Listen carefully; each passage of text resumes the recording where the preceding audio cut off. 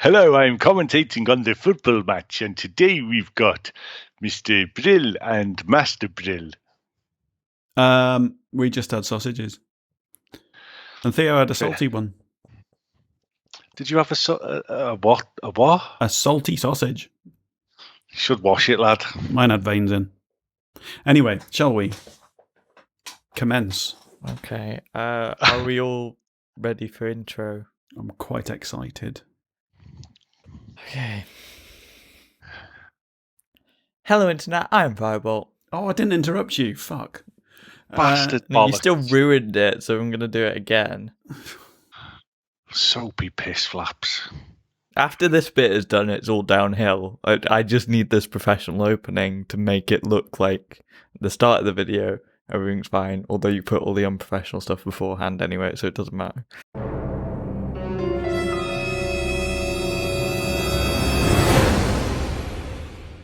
Hello, Internet. I'm Firebolt. And I'm the Orbiter. And we have a very special guest. I am the Podfather. Yes, Special. our overlord. Owner. Yeah. Sponsor. Before we commence, Landowner. I have a couple of things that I need to get off my chest before I forget. Last episode, I was thanking Phil for his reference to us on Simon Says podcast, and I said that I couldn't remember what his podcast was called, and it's Ghosts, Aliens, and Beyond, which I've tried listening to, but I can't listen to people talking about ghosts and stuff because it does my head in. They're trying to convince them. Willies up, yeah. No, it's not that. It's just I don't do any of that supernatural stuff. Did you hear my episode? Yeah, I've heard about your I have seen a ghost. Yeah, doing a fry up in your office or something. Yeah. Really happened that. Mm. Okay. Anyway, there was something else, but I've forgotten what it was. So that will come back to me, I'm sure. Drinks. You Yes. brought us drinks. Oh, my pleasure, boys. Craig has bribed us Well, to let him come on I think it was our podcast. for my birthday. Well, Maybe. they did arrive on your birthday, but we were all in bed. All right. Were they drunk. for my birthday or were they just for this podcast? We were hungover, actually. That was the night you threw up on the gin. It was just for the... Oh dear, your sound has disappeared. We've lost you. Is that on our end? Oh no, it's my end. I Okay. pushed the mute button Oh. So where were we? with my thigh. Okay. Yes, you were hungover and lying in a pool of gin puke. Okay, I only threw it when I got to bed. That's not a good place to throw up. No, it's probably the worst place to throw up. That's where Jimi Hendrix threw up Yeah. Okay. and choked on his own vomit. Well, it was fine because I threw up in a sick bowl. What wasn't fine was that in the middle of my sleep, I tipped that sick bowl on myself, woke up and was just like, and then fell back to sleep.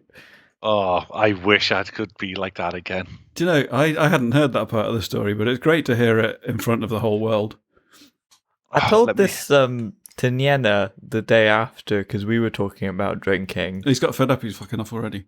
Anyway, But before we talk about... I didn't want to get anyone else with the grisly details. Before we talk about other drunken antics, we should introduce the world to Moosehead Lager. We thought we haven't had any of this yet. Oh, that's a bit sexy. Canadian it is. Oh. So we're going to open it and try it, and hopefully it doesn't taste like pish. Straight from the moose's teat. Have you had this before? I haven't had this before. Have you had Budweiser Zero? I have not, but I see. Is that the new design can? The new white version? The new racist version of Bud non-alcohol. I don't get the point of non-alcoholic beer. So you don't puke in your bed? No, it's just sort of... I don't actually enjoy beer, like as a Is that one of them glasses that you put in the fridge or something? It's a plastic poolside glass from the Hard Rock Hotel, Classy. and it's got the bubbles frozen into the plastic. Oh dear. See, I enjoy beer because I associate it with alcohol. I enjoy the taste of beer because I associate it with alcohol. So I don't get the point of non-alcoholic beer. Just have a nice tasting drink. That's too easy to drink. When you've drank as much alcohol as I have, in general, it gets a bit tired. I find you're just discovering your way with alcohol, and long may it continue. But I don't need alcohol anymore to be a tit. Have fruit juice, lemonade. He wants beer. Let him have his beer. The taste of beer. This is the first non-alcoholic beer I've drank without a chemical aftertaste. Okay. So this is jolly nice, actually. I like it. I'm not sure whether or not they're all going to disappear tonight because he hasn't been to sleep for about 36 hours. No. Why? What's happening up there?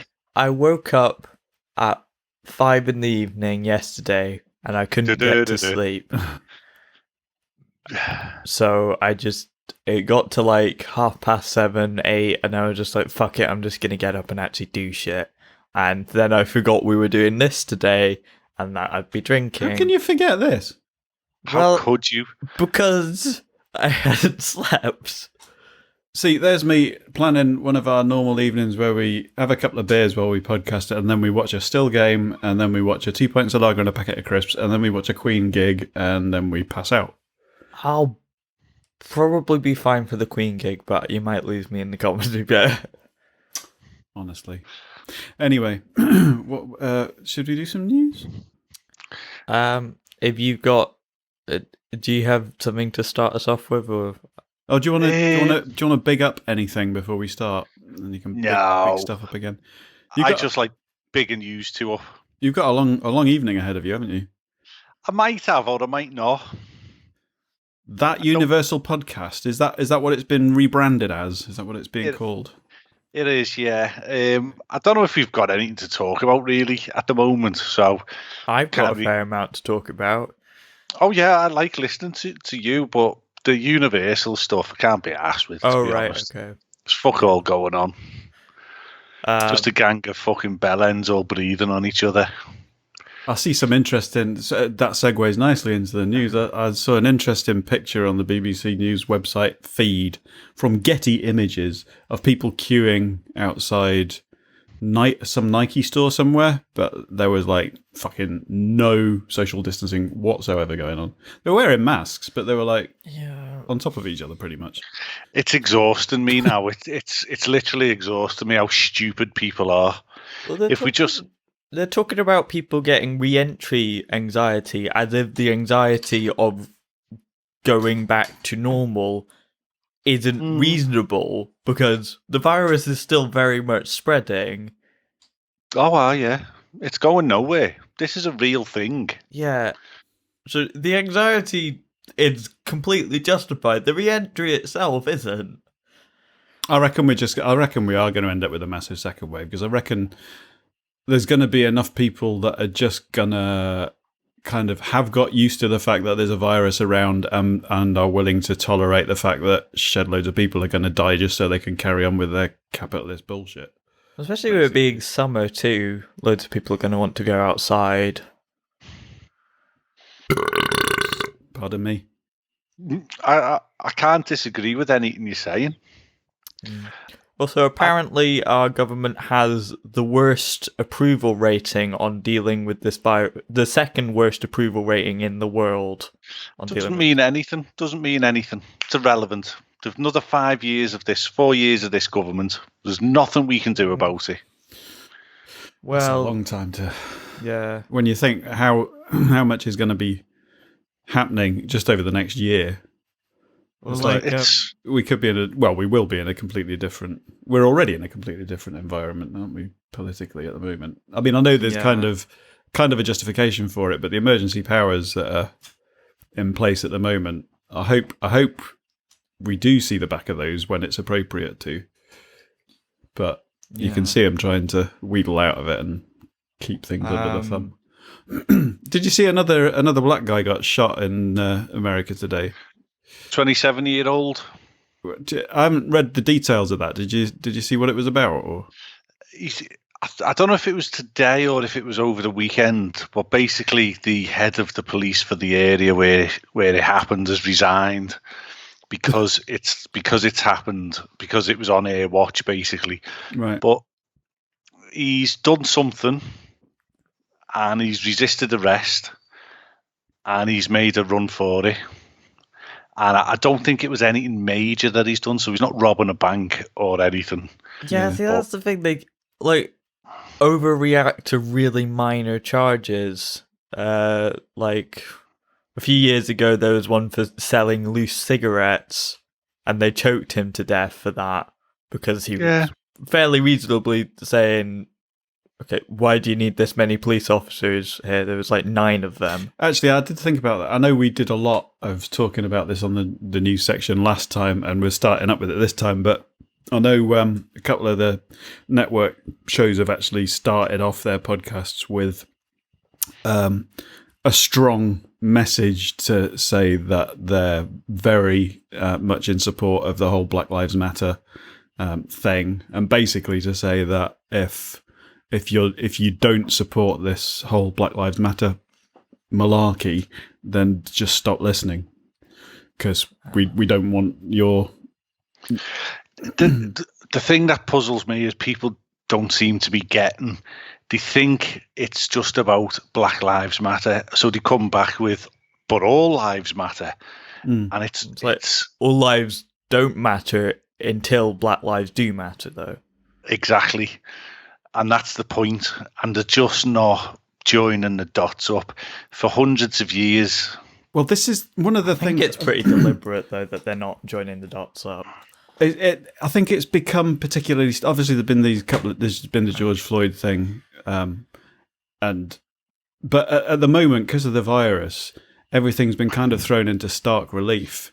And I think it's highlighted the massive inequalities across society, but the problem is that that obviously the have-nots are much more weighted towards the sort of racial minorities, ethnic minorities, certainly here and in America. Yeah. So it's obviously exacerbating racism issues because of that. Your pants. 94% of doctors. Pajamas. 94% of doctors who have died from contracting coronavirus were black or Asian. Yeah. Now, that either means that the majority of doctors are black or Asian, or there's something... I mean, even you'd think, even if there is a problem with race, it'd be a fucking surprise if somebody who's actually a doctor in the NHS didn't have... I mean, it shouldn't be, but you'd have thought they would have preferential kind of treatment just because they're doctors in the NHS. But I mean, yeah, but they don't seem to have enough equipment to go around the NHS itself, let alone other people. The thing with the minorities, the ethnic minorities dying more of coronavirus is... because it's so new, it's only 5-6 months old, this virus, they don't know yet if it's still if it's something genetic or if it's social.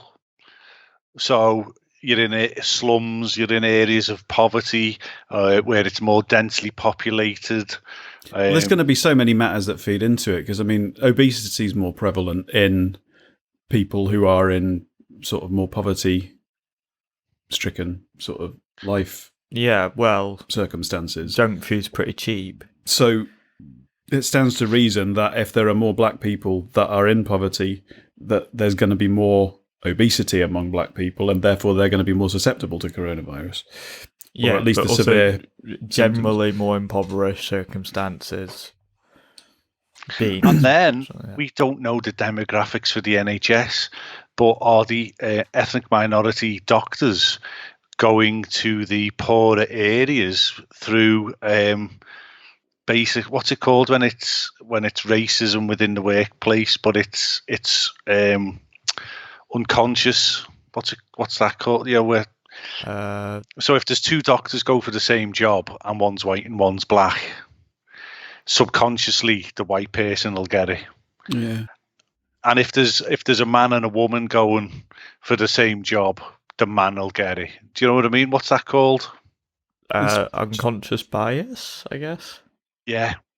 So maybe all the black doctors are not in the more well. I don't know. I don't know anything about the NHS really, but they're just like you're saying there, a massive amount, a high, very high percentage of black doctors are dying. A lot of people of colour mention as patients that their concerns get treated very differently, where their pain's rated as much lower and it's not taken as seriously, particularly black women. We have on the railway. We have it's like we call it the Swiss cheese effect, the Swiss cheese analogy. So you can be driving a train, and you cannot be 100% switched on, right. and it can be raining, and maybe you're on a piece of diversionary railway that you'd only go over once every 2 years. And maybe it's dark. So all these pieces of Swiss cheese, all the holes, for you to have a catastrophic event, i.e. pass a red signal at danger and potentially cause a train crash, if all them Swiss cheese holes marry up, you'll go straight through them all. Yeah. And have, at the end of it, you'll go past the red signal, or you'll pass a station that you should have stopped at, or any number of things. A bit like the sort of Chernobyl situation where all the safety things have to break down at the same time. Exactly. And this might be the same with the coronavirus. You know, if you're black, if you're in a poor, densely populated area, if you're obese, if you're diabetic, A, B, C, D, all these things are adding up to a lot of people dying needlessly, but it's the Swiss cheese. I listened to the Daily today. Do you listen to the Daily podcast from the New York Times? No. Oh, mate, one of the best podcasts out there. I have my work cut out trying to get through all the network podcasts, to be honest. Well, I'm the same. But it's on the rise in America. This coronavirus, all the states that lock down early, right, their growth is a lot slower than the states who discounted it. But what they're going to do this time, because everybody most countries, although they did it too slowly, they hit the panic button the first time round. Okay, they didn't do it quick enough, but everything locked down completely. What's the response going to be the second time round? I can't see them. I can't honestly believe that they're going to shut things down to the extent they did the first time. And I think that's because, as I say, I think a lot of people would be more concerned about the economic disaster that's going to happen as a result. Yeah, well, that's happening now regardless. If we had a short, sharp shock of 2 weeks total lockdown, where you are not allowed out and everything shuts, then it's gone. But while we're doing this half-baked drip, drip, drip bullshit, we're just continuing to spread. What he's doing is herd immunity. He's trying to get the herd immunity going. Yeah. Unfortunately, that means hundreds of thousands of people end up dead. Well, yeah. But the pension bill's not going to be nearly as big as it was. Well, that's a bit grim. And probably if there's more people that have been in poverty that have died, then probably the benefits bill in general is not going to be as big. Although, having said that, there'll be a lot more people out of work, isn't there? In the cold light of day, right? This has cost the planet an incalculable amount of money. Trillions, absolute trillions. And realistically, how many people have died from it? I think it's about... Wasn't it about 400,000 or something? Yeah, I think it's about that. And how many people are living on the planet? It's less than 500,000 at the moment, and there's, 8 billion, is it? 8 billion, something like that? So what's that as a percentage? I mean, it's small, the percentage of the population. How many million are there in a billion? 1,000. Depending.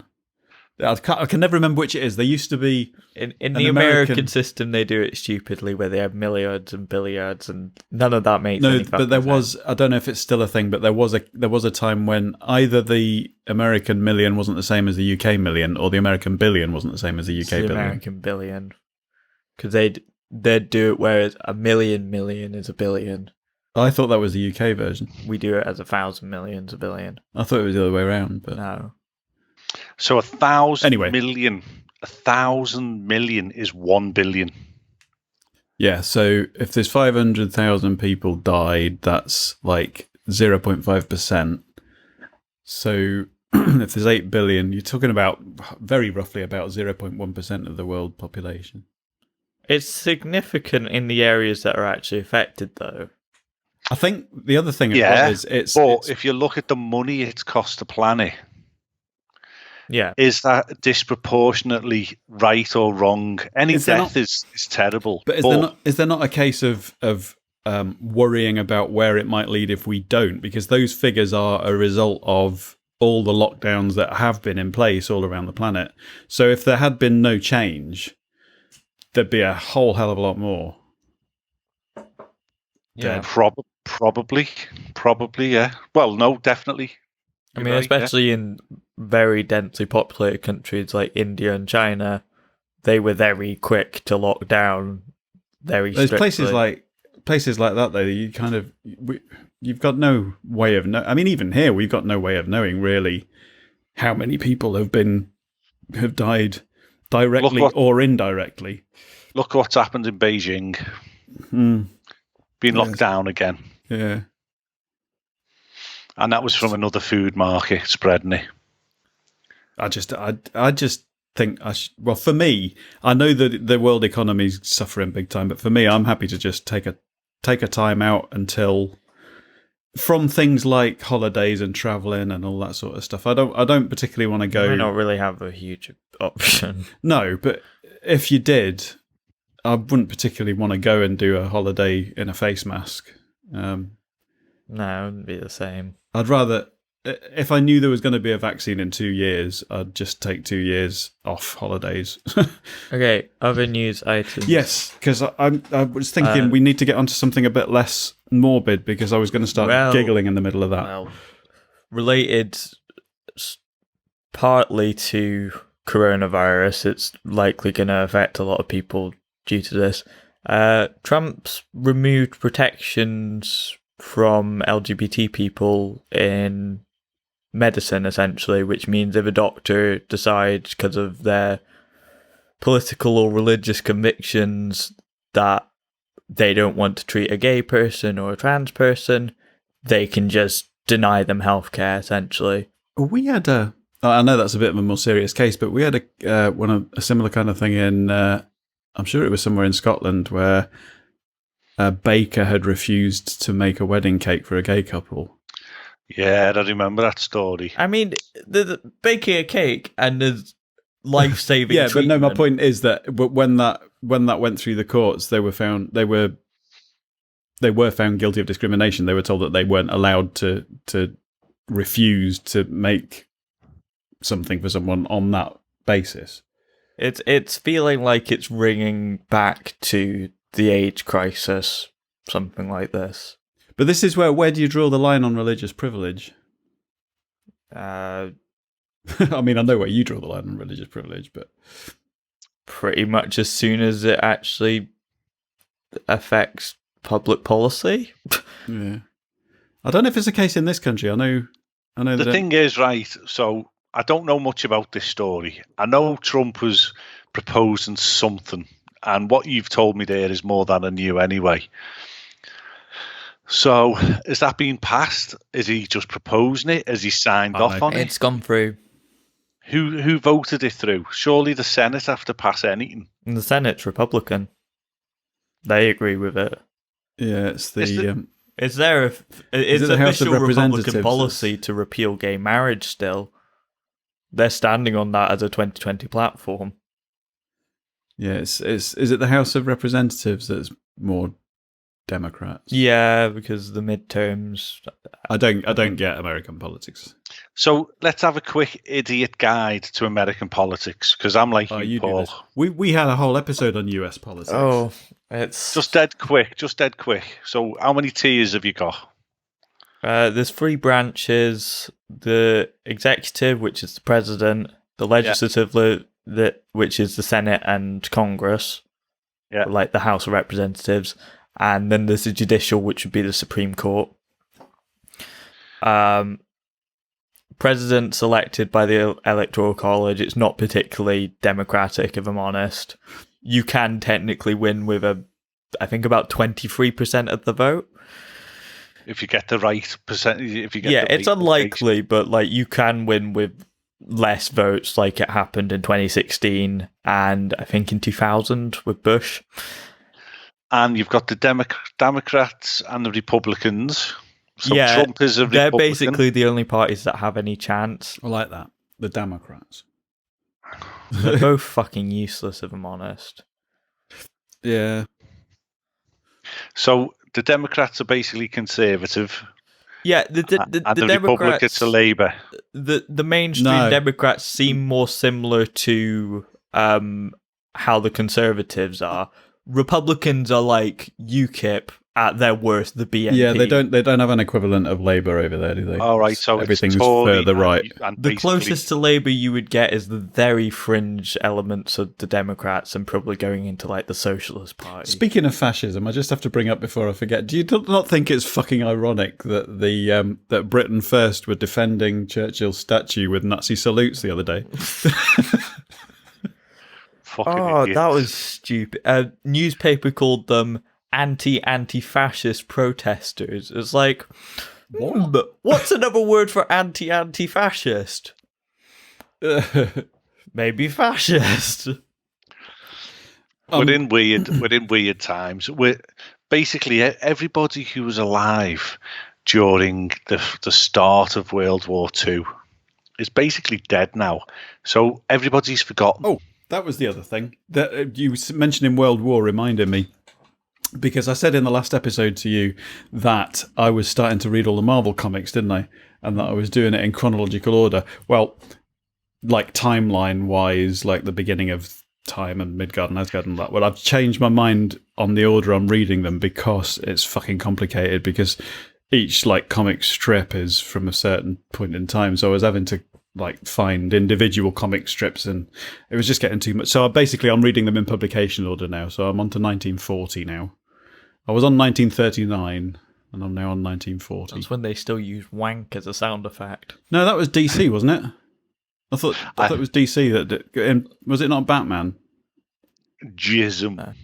No, there is a comic strip though that I have seen where solid dick was slang for like straight talk.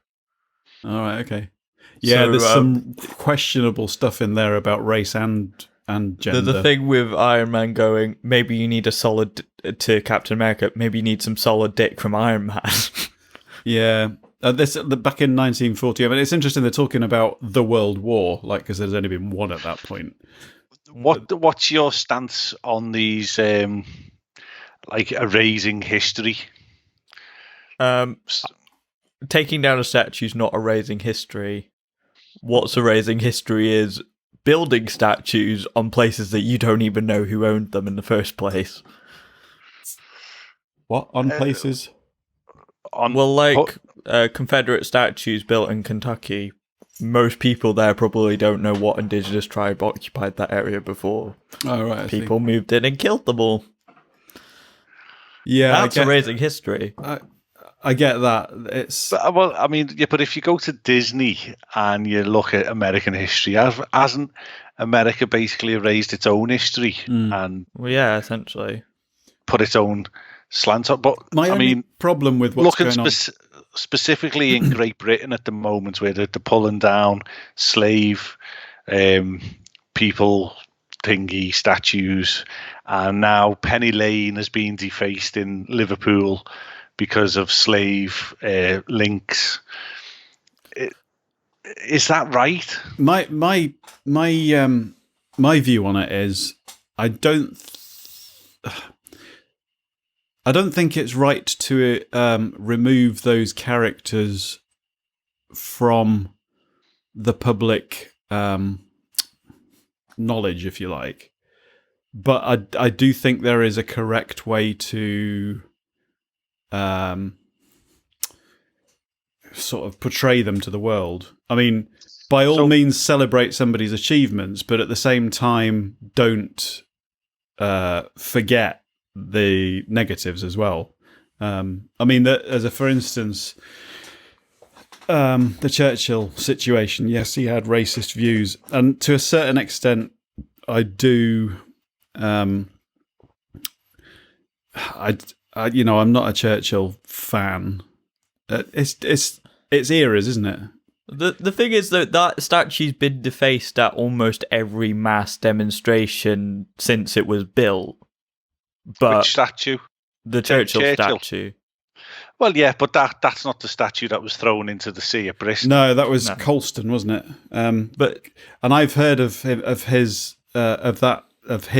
presence in Bristol being challenged before, because there's a famous concert hall there called the something Colston. I think it might be the Colston Hall or something.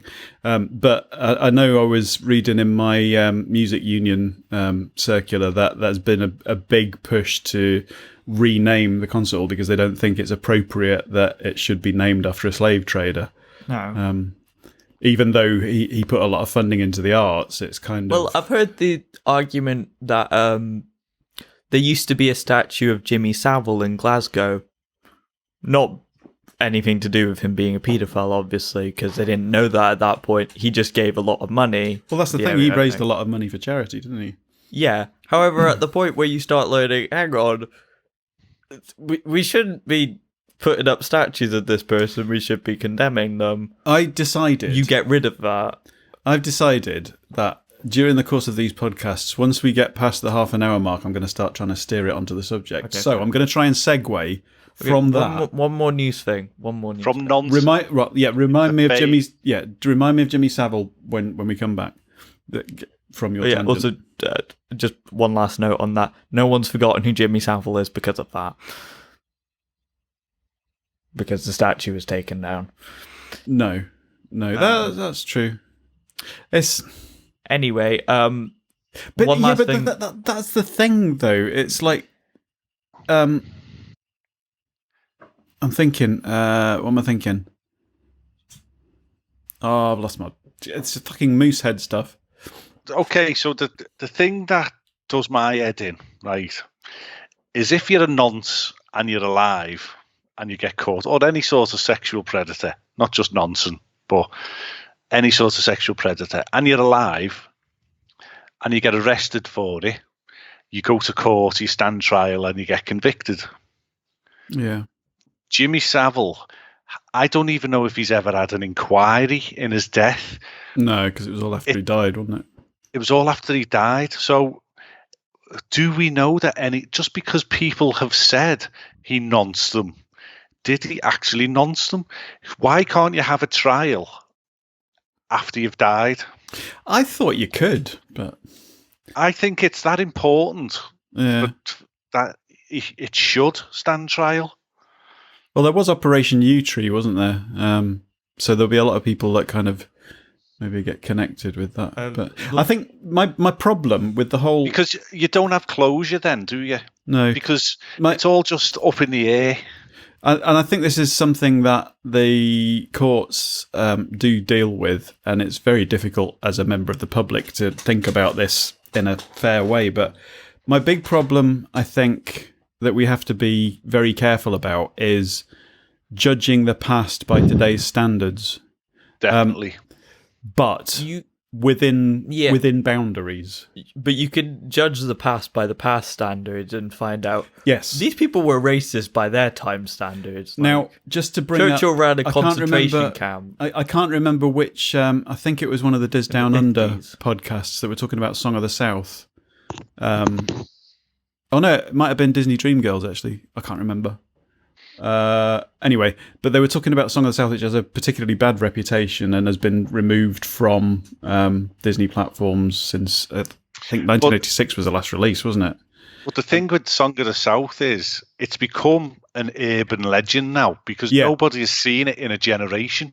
But they're talking about stripping that connection from Splash Mountain now. But I wouldn't say there's a connection with Song of the South to Splash Mountain because There's nothing human. There's no human connection. no, So it's just the cartoon characters. But again, that film, apparently at the time, there was a guy that they were talking about on the podcast that had done a lot of sort of writing about the truth about things like Song of the South and other contentious Disney historical stuff. And if you put it in the context of history, it was actually fairly... it was trying to move things forward from where they were at the time. There was a black guy who was a slave who actually left his position in slavery to try and better his kind of family position, which at the time, if things hadn't been improving, wouldn't have been possible. If he'd actually been stuck in slavery, he wouldn't have had the choice to do that because he would have been purely owned. I'm probably not describing it particularly well, but Well, Disney have got double standards because I found a Song of the South album. One of you pick your phone up. Disney put this album out. I want to say 2016. The music of Song of the South. Is that the one with Zippity Doodah? Yeah, I like that but song. it's the movie soundtrack basically of the film. So, why is that acceptable? Anyway. Jimmy Savile. No, the one last bit of news that I had was yesterday, the day before we were recording this, was the 3-year anniversary of the Grenfell Tower disaster. Oh, yeah. Or, as I shall refer to it, the Grenfell Tower massacre. Yeah. Considering thousands of people still live in buildings with those cladding on. No one's been prosecuted for it. And I remember sitting I don't watching think the that. victims have been fairly compensated for I remember it. sitting watching that happening. That was horrific. But anyway. Also, one last fun bit of news. Poland accidentally invaded the Czech Republic. Are you going to elaborate? Or the other day, they just, they don't really have a solid border because they're in the Schengen area, so I think they were just like doing military exercises, which Poland's been getting increasingly fascistic, so it's a little bit worrying, but like, they're not actually invading anyone. They said they've corrected their official records. And going back to the thing about erasing the past, I agree with the way that there was a thing recently about they'd removed certain episodes of different programs from. I think Little Britain's been taken down completely from some things, and the Germans episode of Fawlty Towers have been taken off for review. That wasn't because of the Hitler Walk. A lot of people think it's because of the Hitler Walk. It's because they used the N-word in it. Yeah, but I actually. But apparently there have been releases since then that John Cleese had approved them editing that bit out. But my view on that is that I think things like that and Song of the South and statues should still be allowed to exist, but there should be a full explanation. Like there should be a disclaimer at the beginning saying there are aspects of this which are taken, which were unacceptable even at the time. But it should only be showed in a way that invites the audience to critically engage with that content. It's like, do you remember Alf Garnett? You'll never see a show of that again, will you? No. But nobody at the time, certainly not me. I mean, maybe some people were, but I wasn't watching him thinking, yeah, he's a funny guy. I think the same way he does. I was thinking, what a fucking twat, I wasn't looking up to him. I was laughing at him, not with him. Yeah, I think that's how twats like Katie Hopkins got big, though. Yeah. She just Some basically got mothers, famous for some being like a it cunt. hot. You'll never see that again, will you? What was it? Some mothers like do it. have them. Some No. It ain't half hot, Mum. It ain't half hot, Mum. Yeah. I used to love that program. I did, but it's probably not correct now. No, they had the Indian guy at the back operating the like the fan all the time, didn't he, to keep the British officers cool?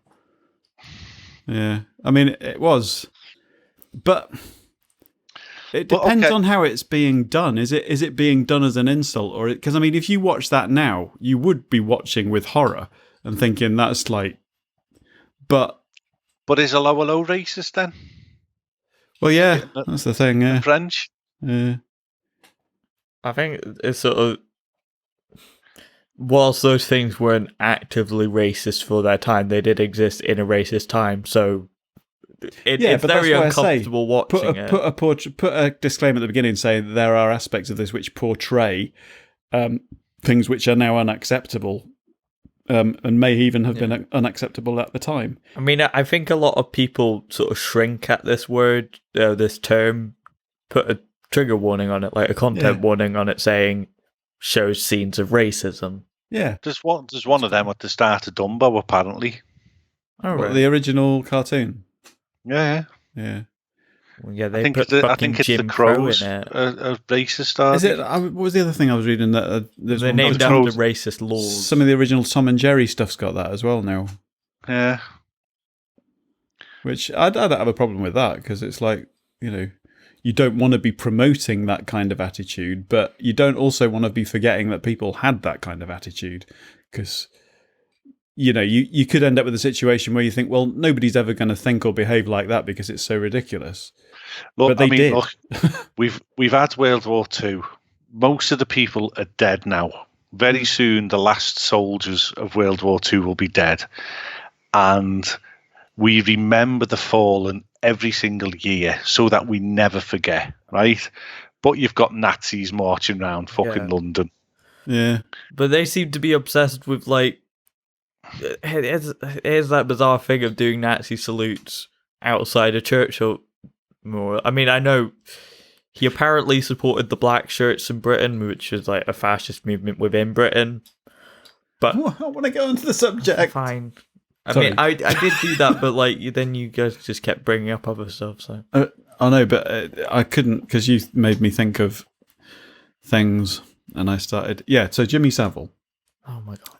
It wasn't to do with Jimmy Savile specifically, but one of the things that I thought, introducing the subject of fame, I thought to keep the conversation going, it might be, you probably don't have much to say about this, but you can interject and stuff. Okay. Is a bit of a round table on who are the most famous people we've met and under what circumstances.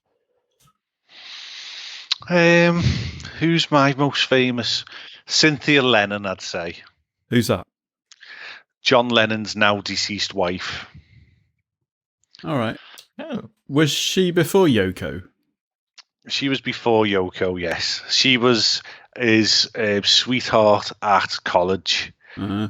He went to art school. They met. He was obviously a Beatle. He got her pregnant just as the Beatles were exploding onto the scene. He did the right thing and married her. He played away behind her back. She was a secret at the start of the Beatles. So John Lennon is married. And then... She paid someone to shoot him. Yeah, no. 67, 68, Yoko comes on the scene, something like that. Didn't they spend a week in bed in a shop window or something? No, in a hotel. Hotel. Yeah, for peace. Advocating peace. A bed in. Yeah. They went to bed for a week or something. Because it was all about the Vietnam War and everything that was going on. You want to go and do your own work on John Lennon. He was a very complicated man. He was used to knock women about. He got in with Yoko, changed his ways. He wouldn't be allowed to now. But see, that's one thing I often hear about Miles Davis. He had a bit of a knocking his missus about thing going on. But I mean, do you mean sexually or like domestic abuse? Domestic abuse, right? I don't mean it was a fetish thing. I mean, he was a violent kind of guy. He had violence problems, aggression problems, and it's weird because nobody kind of remember. I've heard it mentioned, but people tend not to think. It's like how much, obviously, with Gary Glitter, his music's pretty much been dumped from the zeitgeist now, hasn't it? Is that the weird choice of having it in Joker, which I just found kind of bizarre? What was the song for that? Oh, it was coming down the stairs. There was a Gary Glitter song. I thought, was it Leader of the Gang? I don't know. I had the builders in our old house, and I had an Apple Music 70s radio station playing, so just 70s music, and the builders were working away, putting the bathroom in, and then Gary Glitter come on, and it stopped the conversation dead. See, I mean, I feel I don't necessarily, I don't know what to believe about Michael Jackson, but I used to feel more comfortable listening to his music than I do now because of what other people might think. Well, this is the thing with Michael Jackson, right? He stood 2 court cases. He was cleared both times, right? Yeah. They dropped it. Did he drop it, or did he get off with it? Was he innocent? Well, that's the thing when it's quite public. He did pay him off, though, didn't he? He did. They did settle out of court. So the first one, I've read a book about that, and I'm not saying the book is right, but he was basically an extremely naive Michael Jackson. Oh yeah, definitely, yeah. And he was exploited, and he was held to ransom by the father of the boy who he's alleged to have showed his knob to or whatever. But you never know, do you? I mean, it's like with this whole SeaWorld thing. You don't know. You know, you read so much from different sides of the story, giving a different kind of angle to it that you don't. There's no way people like us could know what the truth is. No, the thing is, naively, even John Lennon's son, Sean Lennon, used to sleep over at Michael Jackson's house. Macaulay Culkin used to sleep over at Michael Jackson's house, and they'll tell you they used to sleep in his bed with him. Yeah. But nothing ever went on. But would you let your son go and sleep in another man's bed? No, you wouldn't. But this thing with fame, would fame cloud your judgment? Well, the thing is, I mean, people like him have never known. That doesn't make it right, though. No, but they've never known what normal life is to the vast majority of people on the planet. So, he's got an advisor, though. Yeah, definitely. And he's got a household of staff. Yeah. And, a gang of young boys are going to sleep over in his bed. Hold on a minute, Mr. Jackson. That's probably not a good idea. So, speaking of which, anyway, my first entry, as it were, will be Rolf Harris. Oh, great. Continuing on the same theme. I feel like this episode's taken a very distinct turn. As a teenager, I was... We're talking about all the paedophiles now, are we? I was in a brass quintet at... Panini sticker book of nonsense. Northamptonshire Music School. I was in the county brass quintet, and we played at a garden party at a local village or somewhere near Northampton, and he was the guest of honour, Rolf Harris. He was there doing pictures. Obviously, this was before he was. But he's a convicted nonce. I think he's out of prison now. Yeah, he was there doing bits of artwork, but with the benefit of hindsight, everybody's like, oh yeah, looking back, you can see how it was creepy now, but. Our tuba player, because do you know what a didgeridoo is? I've got one in my hand here. Can you do circular breathing on it? I can try. That's 2 ribs taken out. It's an Australian Aboriginal instrument. It's just like a big long kind of log-shaped tube thing. but you play it using a technique called circular breathing. So you can just play a long note and it just carries on for as long as you want it to, because you fill your cheeks with air instead of breathing, and you breathe in through your nose at the same time. But anyway, he demonstrated, because he plays didgeridoo, he demonstrated this, and he used the tuba player's tuba to do it, and she was like having to interact with him and stuff, and she came away from it like pretty creeped out at the time. But obviously at that time we didn't know anything about his preferences, shall we say? No, we shall not say. He used to have a 7-inch single of his, which had Jake the Peg on one side. Did you now? Jake the Peg on one side and two little boys on the other with two little toys. Two little boys had two little toys. Each had a wooden horse. Yeah, he was released on license in 2017. It was a really sad song, that. Which I think essentially means parole. I bought that single because it was re-released just before he was done for Nonsense by I think it was a Welsh male voice choir. And it's a very powerful rendition. Oh, Tiny Kangaroo Downsport as well. Can we stop reminiscing about songs from paedophiles? So what do you want to talk about fame? I sent some stuff over Something before. other than paedophiles, please. Who was the first famous... I haven't finished name dropping yet. Oh, yeah. You're going to name drop all the paedophiles. John Craven. I've shook John Craven's hand. Is he a nonce too? I've never heard of him. No, I don't think he was. He John did. Craven's news round. Yeah. Oh, okay. He gave me a prize at school. Did he? Okay. Yeah. No dodgy. A music prize. And the other one was, I have a photo with all of the members of Muse actually, but I went to a video shoot to take part in one of their videos, and we were all hanging around, and Suzanne, this was just after it started going out or knocking about with your mum, and she couldn't get down there, so I phoned her from London. Like this episode.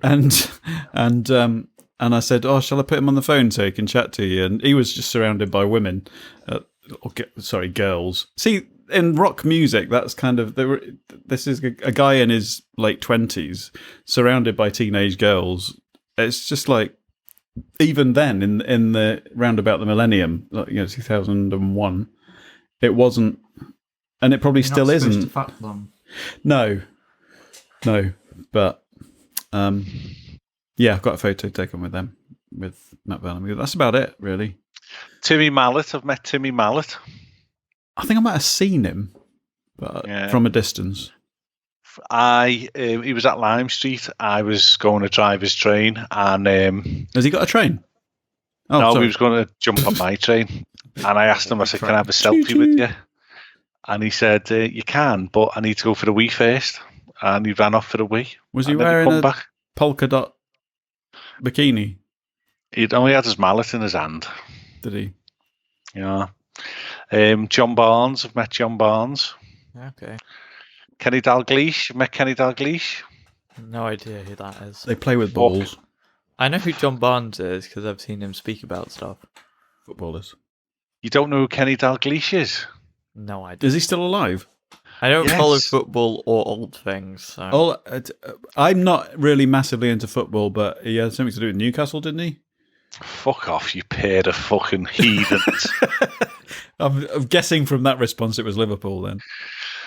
He started his playing career at Celtic. He then come to Liverpool when Kevin Keegan had left, and he replaced Kevin Keegan, and he was Kenny amazing. Dalglish has never managed Newcastle then? Yeah, he has, yeah. I fucking knew it. You said to call him me a fucking fuck off, you bastard. Yeah, but that's not what he's famous for. You shit. Well, that's what I know him for, so obviously it is what he's famous for. If you're not a Liverpool fan. He was player manager at Liverpool. In 86, he won the League and Cup double. Then in 89, when Hillsborough occurred, he was the manager, and he basically took the whole city on his shoulders and got everybody through the disaster. He went to every single funeral of the 96 who died. Then he had a nervous breakdown and left. Then he went to Blackburn and won the league there. Then he went to Newcastle and was shit. and he's basically a fucking. I think he's a director or something now at Liverpool. Okay. He's a fucking hero. Has he still got a mullet? No, I don't know if he's got any hair now, but he had coronavirus the other week. I met him on the day they sacked Gerard Houllier as Liverpool manager. I saved Kenny Dalglish on the train. See, that was when I was into football. Just for a couple of years, I supported Liverpool, and I had a Liverpool top, and that was around that time. Gerard Houllier, Michael Owen, it was following that famous run. You know, when he was 18 in the World Cup. Was he 18? He was very young. But where he just ran the whole pitch and took on the whole. I only know that because you've told me that. That was a fantastic, amazing. That's the only time that football sent a chill down my spine was that run. That was just Well, I watch Quidditch, so I'm not into football, but that impressed the fuck out of me. You watch Quidditch and marble races are genuinely fucking addictive. There's this John I've Oliver. heard this before. No, John Oliver. Have you heard of John Oliver? He's the voice of Rafiki. Reason. Zazu, sorry. In the new Lion King. But he also does Last Week Tonight, which is like one of these comedy news programs. Pardon me. Except it's actually funny. He basically showed off because it's middle of like lockdown. This YouTube channel, I think it's Jelly's Marbles Runs. They do marble races like it's Formula 1 and it's fucking addictive. Good. I've watched every one of their videos since that episode came out. This is why you never get any sleep, because you're up all night watching marble races. They don't release that many videos, I'm pretty sure. You were about to ask us something about one of the articles you sent us. Who was the first famous person? Garibaldi. Boom. Is it related to the biscuit? I think so. Is he a fruity biscuit? He can be. On a Saturday night. That's the one that, although I wouldn't do this, that was the one that won the biscuit. What do you mean by the first famous person? Because I imagine the pharaohs were pretty famous at that time. Celebrity. Were they famous? Or just dominatory? Well, the gladiators would have been famous. They were mostly slaves. Define fame. You're talking about celebrity. Celebrity is, like other royals celebrities? Or... Yes. Well, they're constantly in the tabloids talking about. Yeah, but that means they're famous. Is a celebrity something different from somebody who's famous? Because you can be. I mean, Jimmy Savile's famous, but is he a celebrity? Do people celebrate him? I keep going back to that. I should stop. No, it looks bad. Oh, I've just opened Final Cut, not Google. Whoops. I'm not starting editing the video while we're still recording it. No, you don't need to. Charles Dickens. He was a celebrity. He was famous. He went on tour. Stop fucking farting.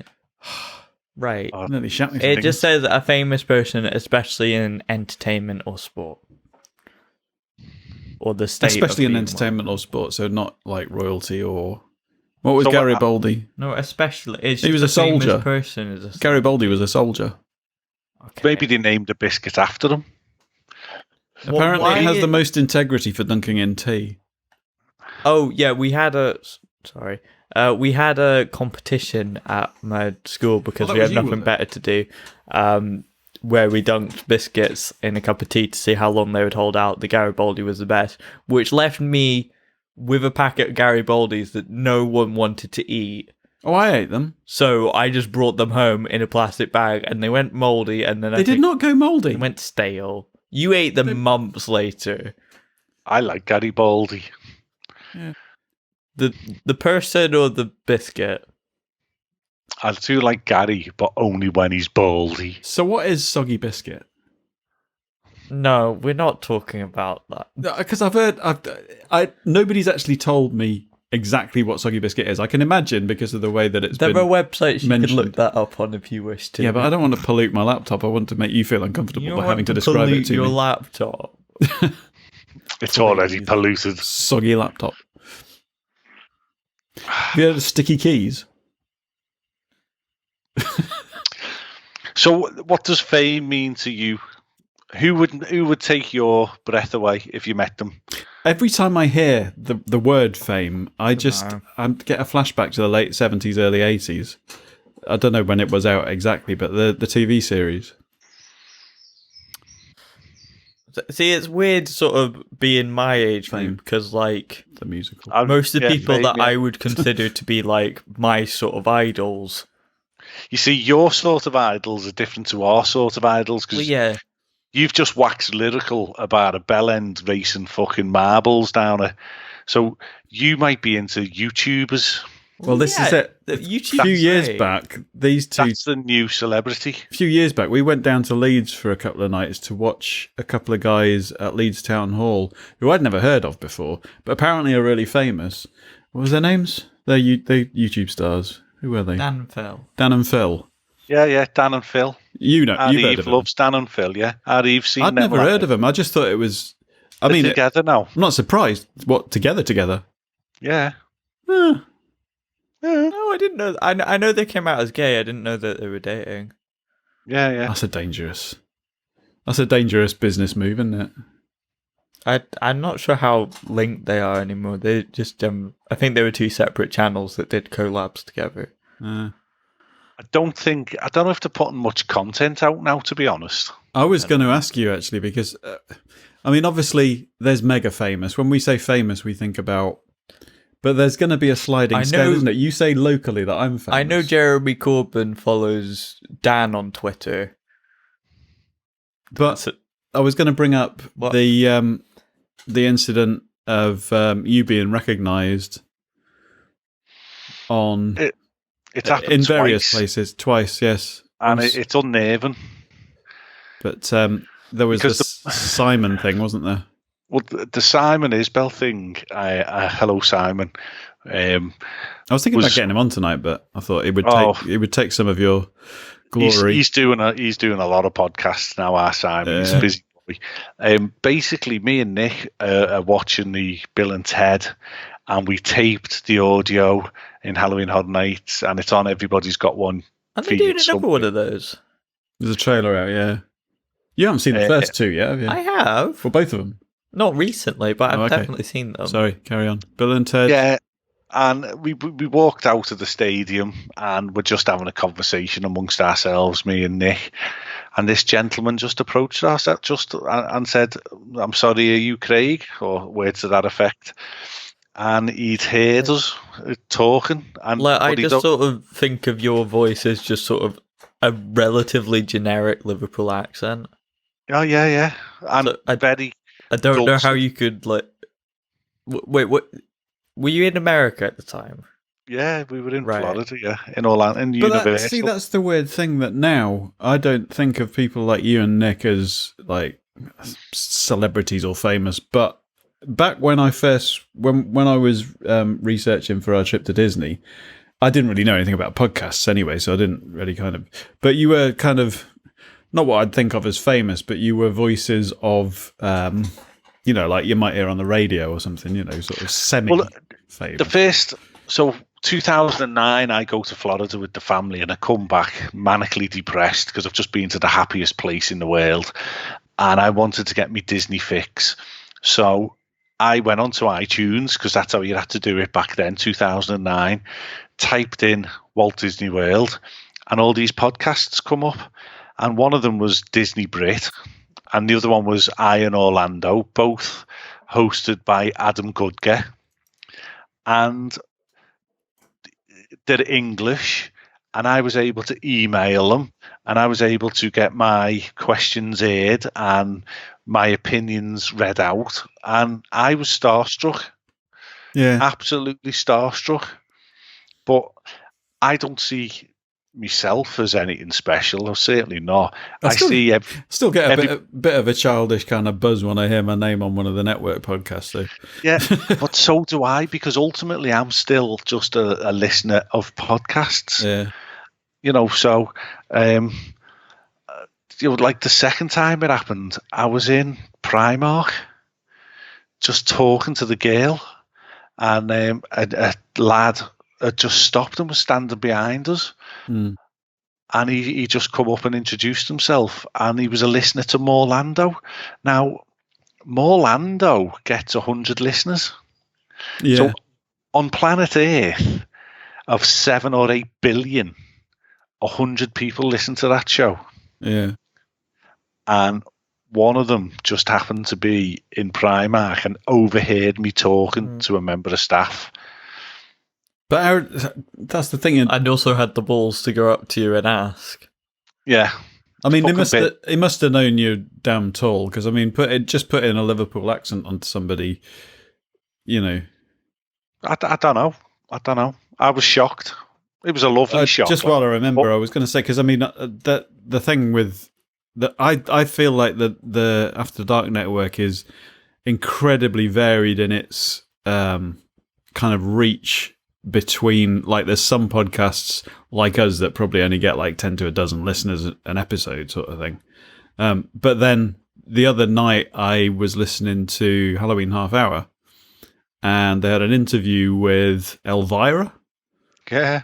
Which I thought, what the fuck? Because I knew her from having seen, in fact, they mentioned it on the episode, an episode of Heavy Metal Heaven back in the early 1980s. There was a documentary on heavy metal. It was called Decline of the Western Civilization, Part 1. And she was the presenter on that. And it's like, now I'm finding myself on the same network with, I mean, even Chris seems to me to be relatively, you know, he wrote that book that's up there. He's one of the presenters on that, and Boston as well is obviously fairly well known in the sort of. It's like there's a sliding scale, isn't there? It's like there's Boston. None of us are like massively famous, but Boston is an Instagrammer. Yeah, basically, who just happens to podcast. She's very, very switched on to the social media side of things. Yeah, whereas. For me, social media is a means to an end, is to get the product out there. She knows exactly what she's doing on them type of, on them platforms, the Twitters and the Instagrams and stuff. She's brilliant at it. She's absolutely brilliant at it. I'm having to try and wean myself as I don't want to like lose contact with social media, because there's a lot of stuff like the polls and that you guys do that I need to be aware of or want to be aware of so I can take part in them. But in general, the content on Facebook and Twitter, I'm trying to kind of avoid as much as I can, because I just find it toxic. But there's a very easy way to do that. You just mute. So the people you don't want, the toxic people, you click on that article and you mute it. Yeah. So, I mean, I've found myself getting sucked in the last few weeks because of Donald Trump, because of coronavirus, because Black Lives Matter. So we're living extraordinary times at the moment.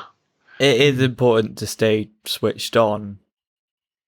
You sort of need to follow the right people, but also there are definitely certain people that is just not worth looking in the replies of, because generally either filled with bots that have been set up to basically just harass this one person or people like them, or the sort of blue check mark people who like go on campaigns to basically just say the same old shit basically under everything they tweet. Even if I think it was Alexandria Ocasio-Cortez, AOC.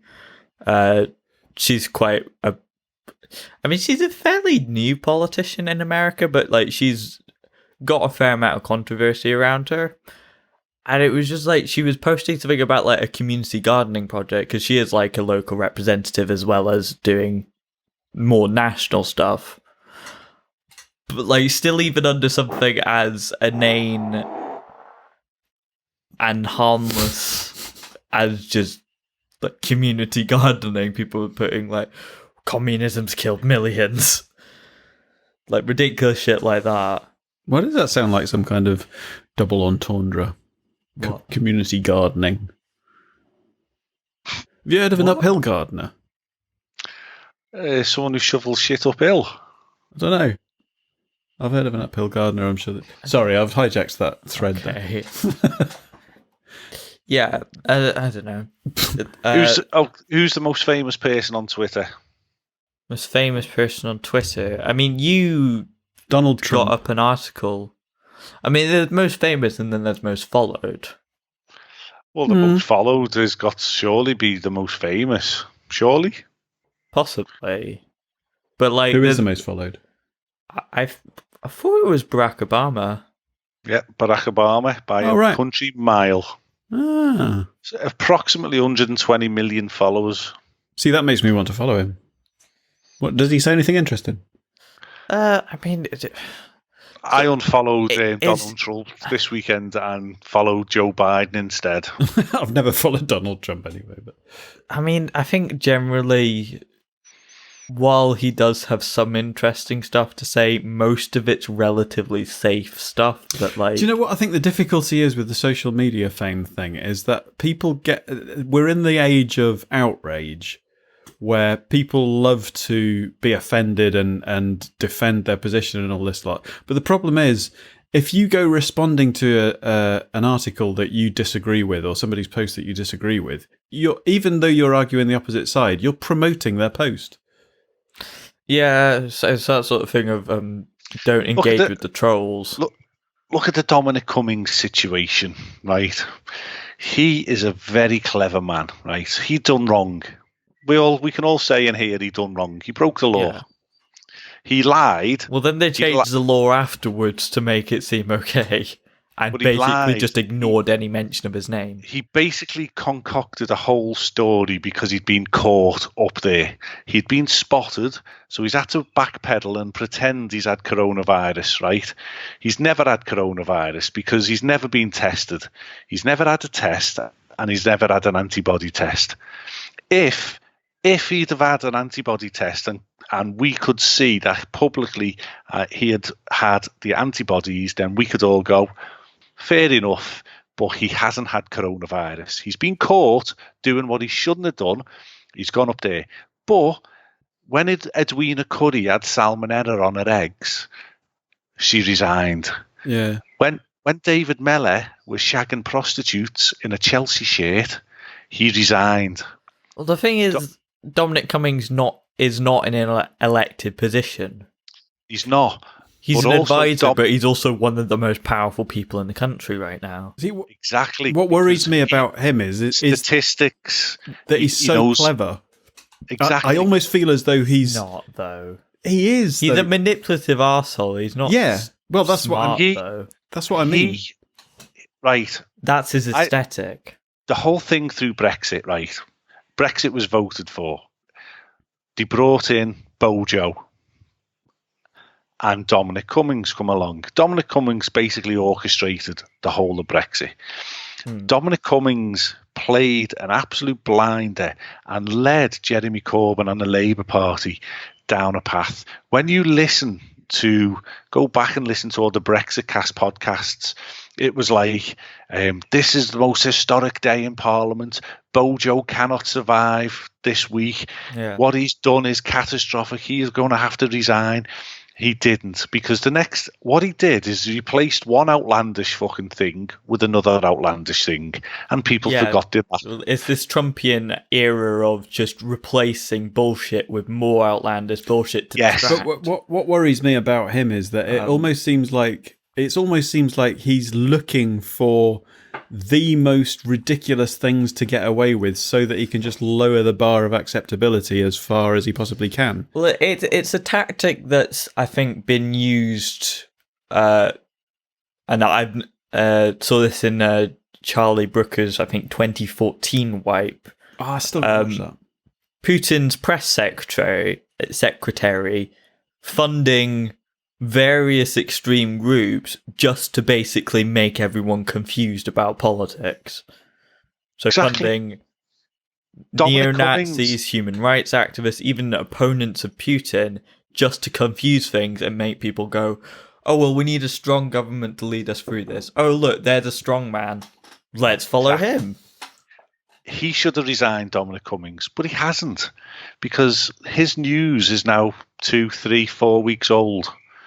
Now we've got Black Lives Matter, which he couldn't have orchestrated that, obviously, but he is now buried. statistically, he knew that once he'd been caught and once he'd made his story up and once he'd gone back and altered blog posts from 2 years ago. Did you notice, though, that in the meantime, before the Black Lives Matter thing came along, they brought forward the test and trace story? Yeah, which was bullshit. Which wasn't ready. It's not ready. Yeah. Not ready at all. And he's now still in his job, and people have basically forgot about Dominic Cummings. Well, yeah, because he's not held accountable in any way to people electing them. I mean, that's the one thing that sort of is meant to keep politicians in check. That it's like they have to keep their job at the end of the day. It's basically now life is the dogging up. I'm concentrating on this, and then squirrel, basically. Oh yeah. I mean, so he knew that if he will have the statistics somewhere, if I can survive 5.7 days and stay in my job, the general public will be distracted, and I'll be able to keep my job. There's only so much time. Been a shit show from the beginning. So you could tell that there was going to be a new story the next week and people would mostly forget about it. And the wheels fell off the lockdown when Dominic Cummings kept his job. Yeah, well, that's the thing. They changed the sort of public attitude towards it. Yeah, but that's not going to be the story. The story is going to be that when the second spike comes along, it's all of these protesters. Well, yeah, of course. Although worth noting, it's now gotten to the point in at least the UK protest where it's being rounded off by far-right dickheads who have nothing to do with the original protest and will probably be labelled to do with the protest in some way. I'm gonna... And this is all linked to fame now, right? Politicians are elected officials that are there to serve us. But more and more politicians are celebrity. Well, yeah, I mean, literally, there's a reality TV star in the White House. Exactly. Plus, I wonder. I mean, even if it's not intentionally, I wonder how many of those that were involved in any of the violence at the protests over the weekend subconsciously were there because they knew that they would get on the news. Yeah, but people lose their jobs out over that shit. So if you're Billy, the right-wing fascist who by weekend goes out and batters other rival football fans and does all that shit, but by day you work in the library. Tell you what, I did find that entertaining. The Daily Mail trying to claim some sort of innocence, going, I think it was "What's Become of Our Tolerant Britain," and loads of people put it beside it. Headlines of them going, we need to shoot all the migrants, we need to ban them now, get rid of them. They cause more crime, even though it's based on nothing. I need to take a urination break. We'll try and get more onto celebrity, but it's kind of difficult with all that's going on right now. Can I leave the podcast in your two capable hands just for a minute or two, or will the world fall apart? We can hold this podcast with our capable hands, I'm sure. Yes, we'll be fine. We'll just comment on your haircut for 10 minutes. Grip it tightly. Don't let it go. So, who's the most famous... I hear you laugh. What's he saying? Who's the most famous people in your wheelhouse, then? My wheelhouse? I mean, the most famous person, I guess, that I've met is I was in front row of a Dara O'Brien gig, and he did, interact with me during that. So I guess that's probably the most famous person that I've interacted with significantly. You're not in the best place to meet famous people, really, are you? Up in the Highlands. No, nobody fucking comes up here. There's nobody up here. It's not worth the trouble, really. What about that Scottish comedian, the ginger? Frankie Boyle. Haven't met him. He's just driving around Scotland now doing documentaries. Oh, he was, but I think he was mainly more interested in where he started out in Glasgow, doing the sort of proper hard places, you know. What about Billy Connolly? No, I don't think he's done stand-up for ages now. Well, also been to a Dave Gorman gig. Dave Gorman, yeah. Yeah. I mean, it's mostly just sort of being in the audience of things, but I don't think that can really count as interacting with them significantly. Like meeting them properly. Because they're doing an act on stage, aren't they? So have you ever shook a famous person's hand or got an autograph? And Mickey Mouse doesn't count. I can't hear you because I haven't got my earphones in. What are you talking about? Getting autographs and meeting famous people. That's funny because while I was having a wee, I was thinking my question was going to be, have you ever been asked for your autograph? No, but funnily enough... I have. And I'm not talking about what you're talking about. Okay. That was your parole officer? No. No, when I was about your age, actually, when I used to play trumpet in Northamptonshire County Youth Orchestra, somebody from the junior orchestra came up to me after a concert and asked for my autograph, and I thought they were taking the piss. All right. But they kept persisting, even though I'd told them to fuck off, they kept persisting. And Oh, I guess, I mean, I might not know how famous they are in, like, the sort of music world, because I'm, like, people, like, the conductor of AYO last year, apparently they did some work in St. Petersburg, so they might be quite big. I don't actually know. Well, that's it. I mean, you must be fairly famous in the Disney podcasting world. Notorious. Rather than, I don't think of myself as famous. I think Nick will slip into and call listeners fans. Yeah. I don't call them fans. I call them listeners. But it's really different worlds, isn't it? I mean, like The Limit, the wedding band that I'm in, they're well known across the whole of North East Scotland, but only in the wedding industry. Other people have never heard of us locally. I've had teachers that have been to your gigs, I think, and when I've mentioned to various taxi drivers I've had, because when I was going to school, I got a taxi largely because of my issues with autism, with crowds on a bus. It seemed like an extra stress that I didn't need, so let me get a taxi. And I've talked to them about like what you've done, said that you're in The Limit, and a fair amount of them have said, "Oh yeah, I know that band. We're at such and such thing." Well, I mean, I guess taxi drivers get around the place a bit. No, but like I live in West Derby in Liverpool. There's famous people in West Derby and Liverpool. Not famous people, but local famous people. People who you see on a daily basis and led on to. The same fella who walks his dog. Is that a famous person? Well, there is probably a fair amount of people that I've like interacted with musically that, or like various teachers that have some sort of fame in that particular niche, but beyond that, most people wouldn't have heard of them. I enjoy being known by a few people, like having a reputation, and I don't mean the kind of reputation I had before I moved up to Scotland. Okay. From down south.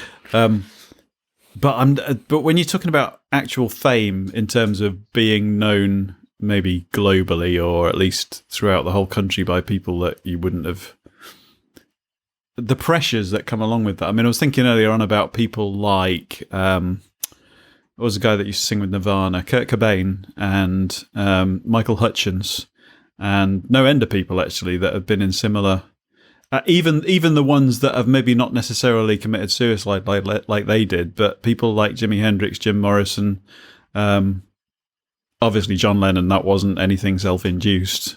But that whole, I mean, like, there's a lot of self-medication goes on, and that was mentioned by Elvira in her past. Really need a piss. You can do your second, you can talk shit about me now. What did he say? He was going on about washing hair. Washing hair? Yeah. I haven't got any anymore. Loads. Yeah, self-medicating. Yeah, I mean, but that is like, can you imagine putting your rubbish in the bin and then people are going through your rubbish? And now, especially in this climate, people then sell your rubbish on eBay. You know what I mean? It's a different lifestyle, isn't it? I mean, presumably, if you're well adjusted to that lifestyle, you would have security protocols in place. You know, your rubbish wouldn't be accessible to the public. Look at John Lennon. You'd have to be essentially in a self-induced prison, wouldn't you? He's the most famous murder on that poll that I sent over before. I was going to ask about that, yeah. Now, he's walking around New York in the late 70s into 1980. No security, no nothing. Yeah. I've been to the Dakota Building. It's right on Central Park. He was in for the first time in his life, basically incognito. People would see him, let onto him, but because it's New York and everyone's famous, no one gave a shit. Yeah. You know, Paul McCartney did the same thing when he broke up with the Beatles. Him and Linda went and lived in New York for a little bit. They had a farmhouse in Scotland as well, but they went and lived in New York and just bought clothes in charity shops and grew a beard, and nobody knew who they were, just walking around, totally oblivious. Yeah. But John Lennon was gunned down. Now, that level of fame now, he would have an entourage, like an Elvis entourage. Elvis Presley didn't go walking around the streets. Yeah. You know, Michael Jackson had to shut supermarket, shut a shopping mall so he could go shopping. If you wanted to go to Walt Disney World, you had to rent it out for the day. Yeah, fuck that. I mean, I like one of the things that Elvira was saying is it's good. It's good to have a mask, if you like, a second persona where you can't be recognised as yourself, you know, when you're out. I'm just starting up the second camera. We're probably going to have about half an hour left, but... Okay, I came to this subject with two main ideas, and I haven't actually mentioned them yet. Go. Have either of you heard of parasocial relationships? You didn't tell your autograph story about me. Oh, one of my friends joked, I think joked, I don't know, they're kind of weird, about seeing the Orbiter in a car and pondered going up to him asking for his autograph. Why? We have a whole 71 subscribers on YouTube now. Yeah, I advertised slightly in a server and someone responded. I think that might be them. Oh, yeah. Okay. Anyway, yeah, have you heard of parasocial relationships? Either of you? No. Basically, and I think this is more of a advent of social media, although I guess it could kind of happen with celebrities of more traditional media,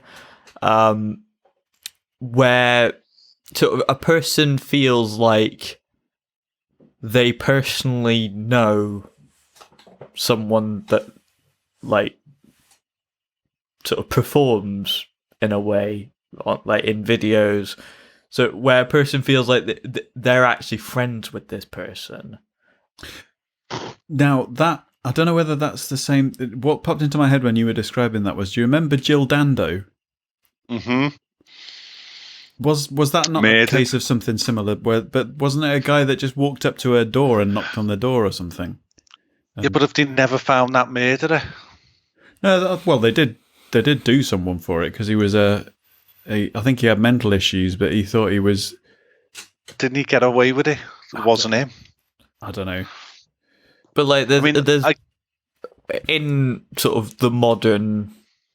do you mean when you get that feeling where you feel like you know somebody and like if you saw someone famous, because you know them from the TV or whatever, you go up to them you're sort of knowing the character that they put on for... I guess we put on masks in this sort of thing. I don't. I'm just myself. I'm a dick in real life. Yeah, but there are certain aspects that we don't put on show. I'm not myself on these things. I try to be. But I've got very, very dark humour and very inappropriate humour. But like Nick's been quite public about being very different actually in public. Yeah, Nick is a very anxious person, and when we had our meet-up at Universal last year, and he walked in and seen there was 20 people there, shit his pants. For me, I'd had half a pint of vodka before I walked in. That was the only way I could do it. I mean, there is a good video. I won't play it now because it's long. From that philosophy tube guy that I often mention on this concept, talking about sort of the different sort of interactions with fans that he's had that kind of get a bit creepy. Sometimes it can be like people sharing way like overly personal details about themselves and trying to get his advice on what they're going through, even though he doesn't know them and has, that's a big responsibility to live up to, where a lot of people sort of see you as their personal guide or something.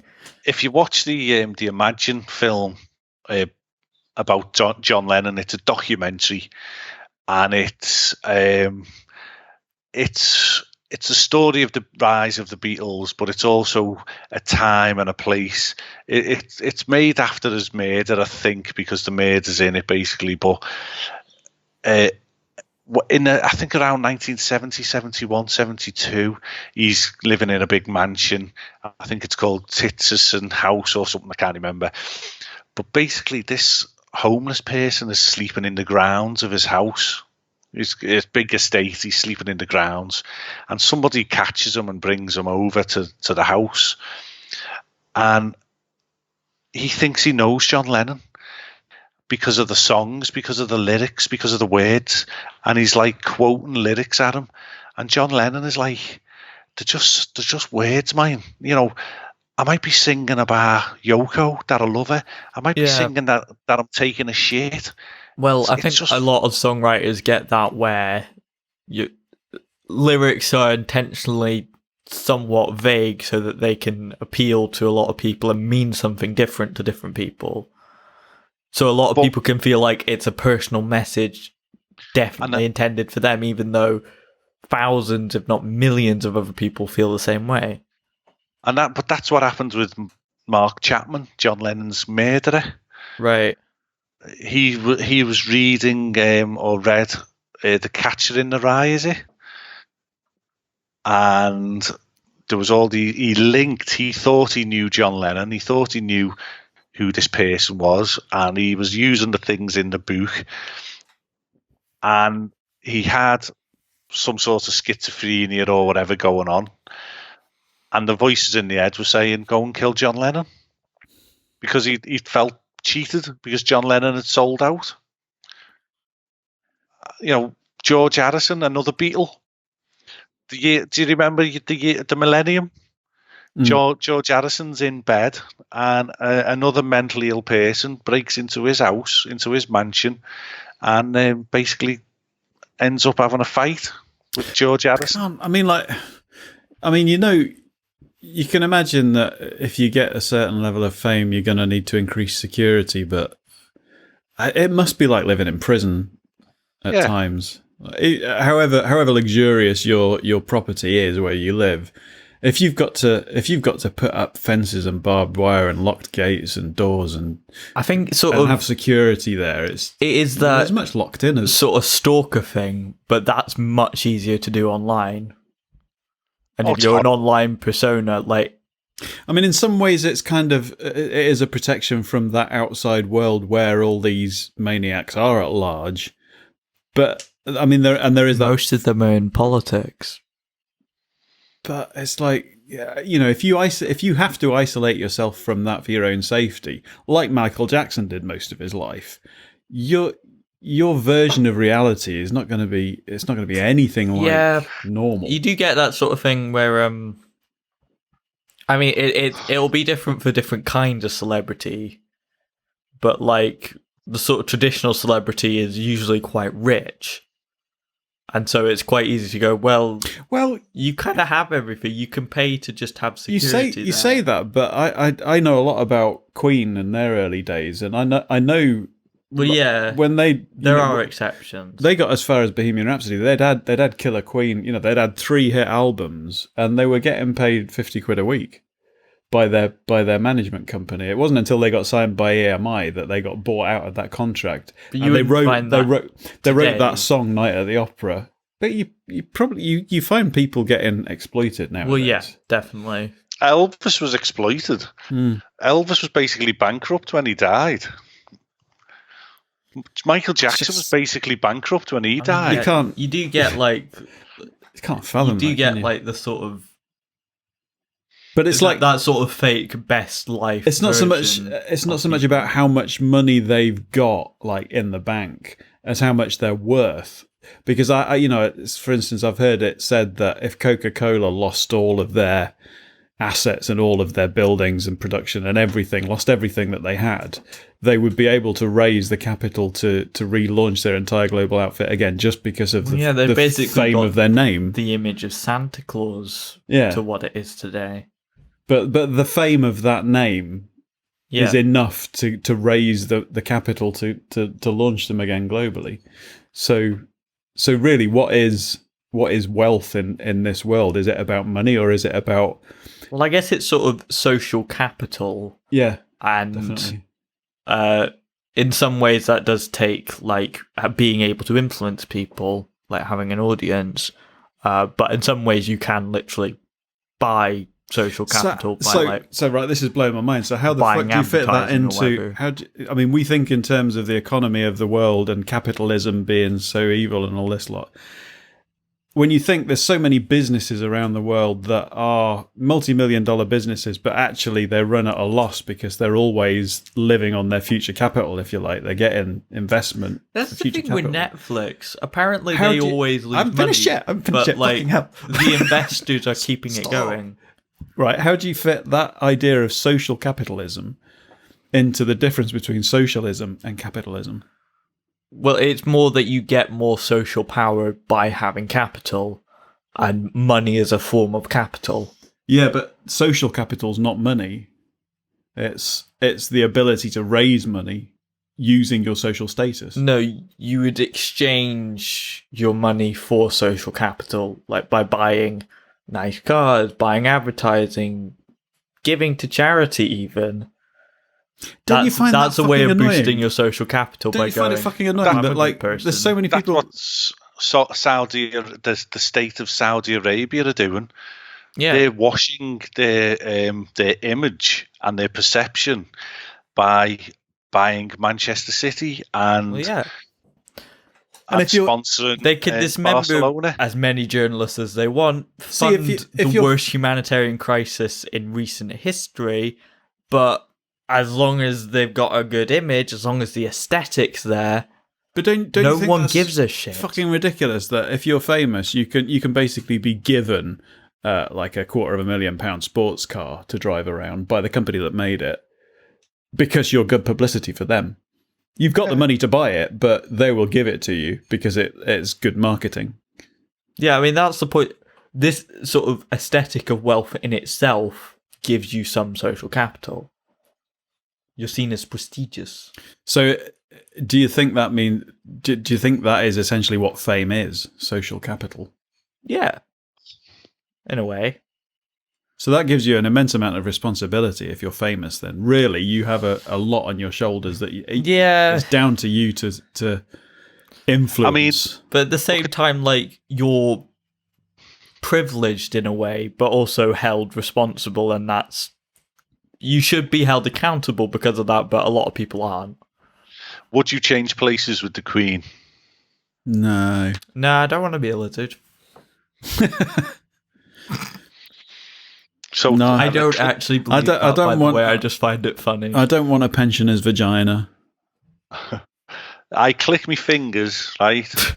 There are websites where you can pay for that. What? And pensioner's vagina.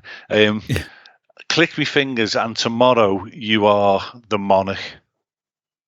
Obviously not the Queen, but the monarch. You are the King of England. That's an interesting thing. If you had the choice of clicking your fingers and becoming any famous person, who would it be?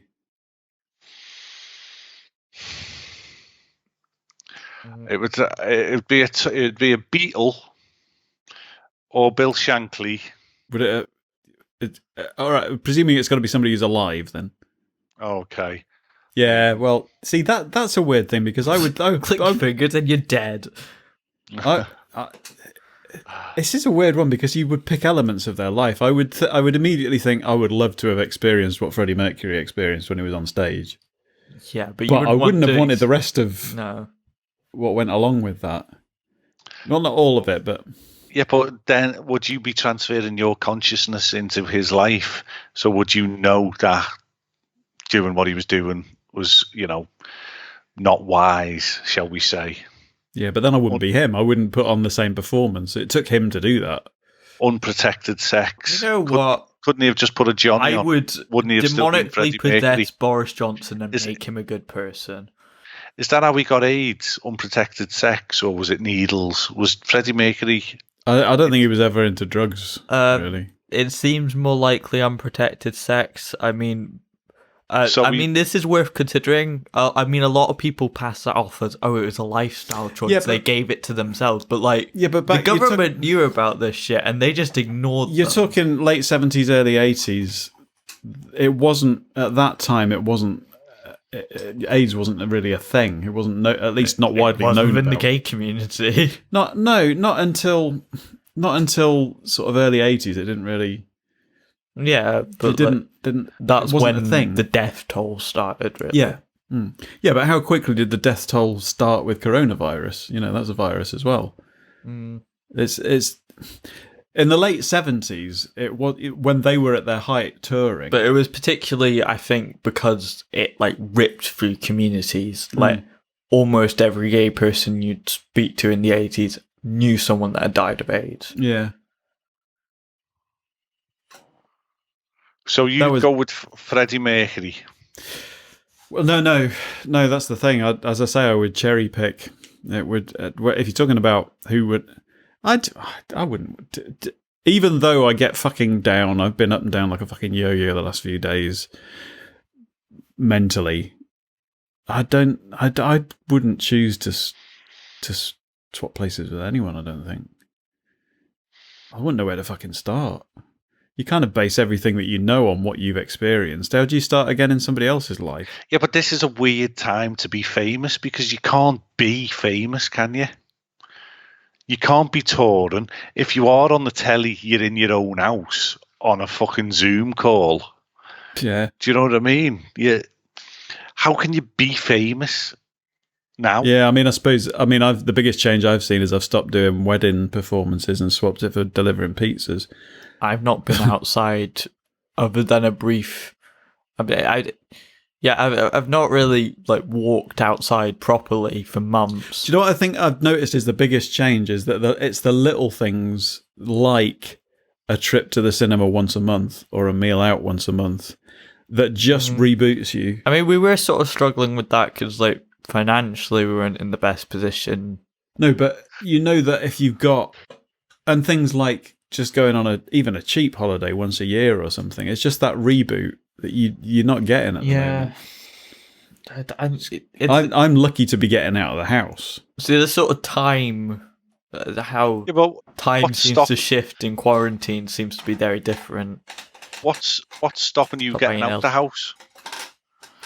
Well, I am, but for you, there's just no real reason to go out the house.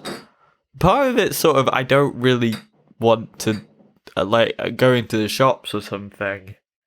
Let's face it though, you look at your average I would summer find holidays, that stressful. You look at your average school holidays and you generally wouldn't have actually gone out of the house other than to go to the cinema or go out for a meal with. What else do I have to do? Exactly, that's what I mean. That is the only things you'd have gone out of the house for.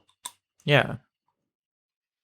So how are you going to get over this hurdle of going back to normal, or is this more your normal than what you think it is. Like, I don't know. I mean, I'm trying to sort of get my sleep schedule back to something normal. I was succeeding for a bit, and then Well, everything's changing for things both of happen. us anyway, isn't it? We're both starting uni in September. Yeah, but like I need to get to a stage where like I could reasonably wake up at 7 a.m. and not just be wiped out for the day.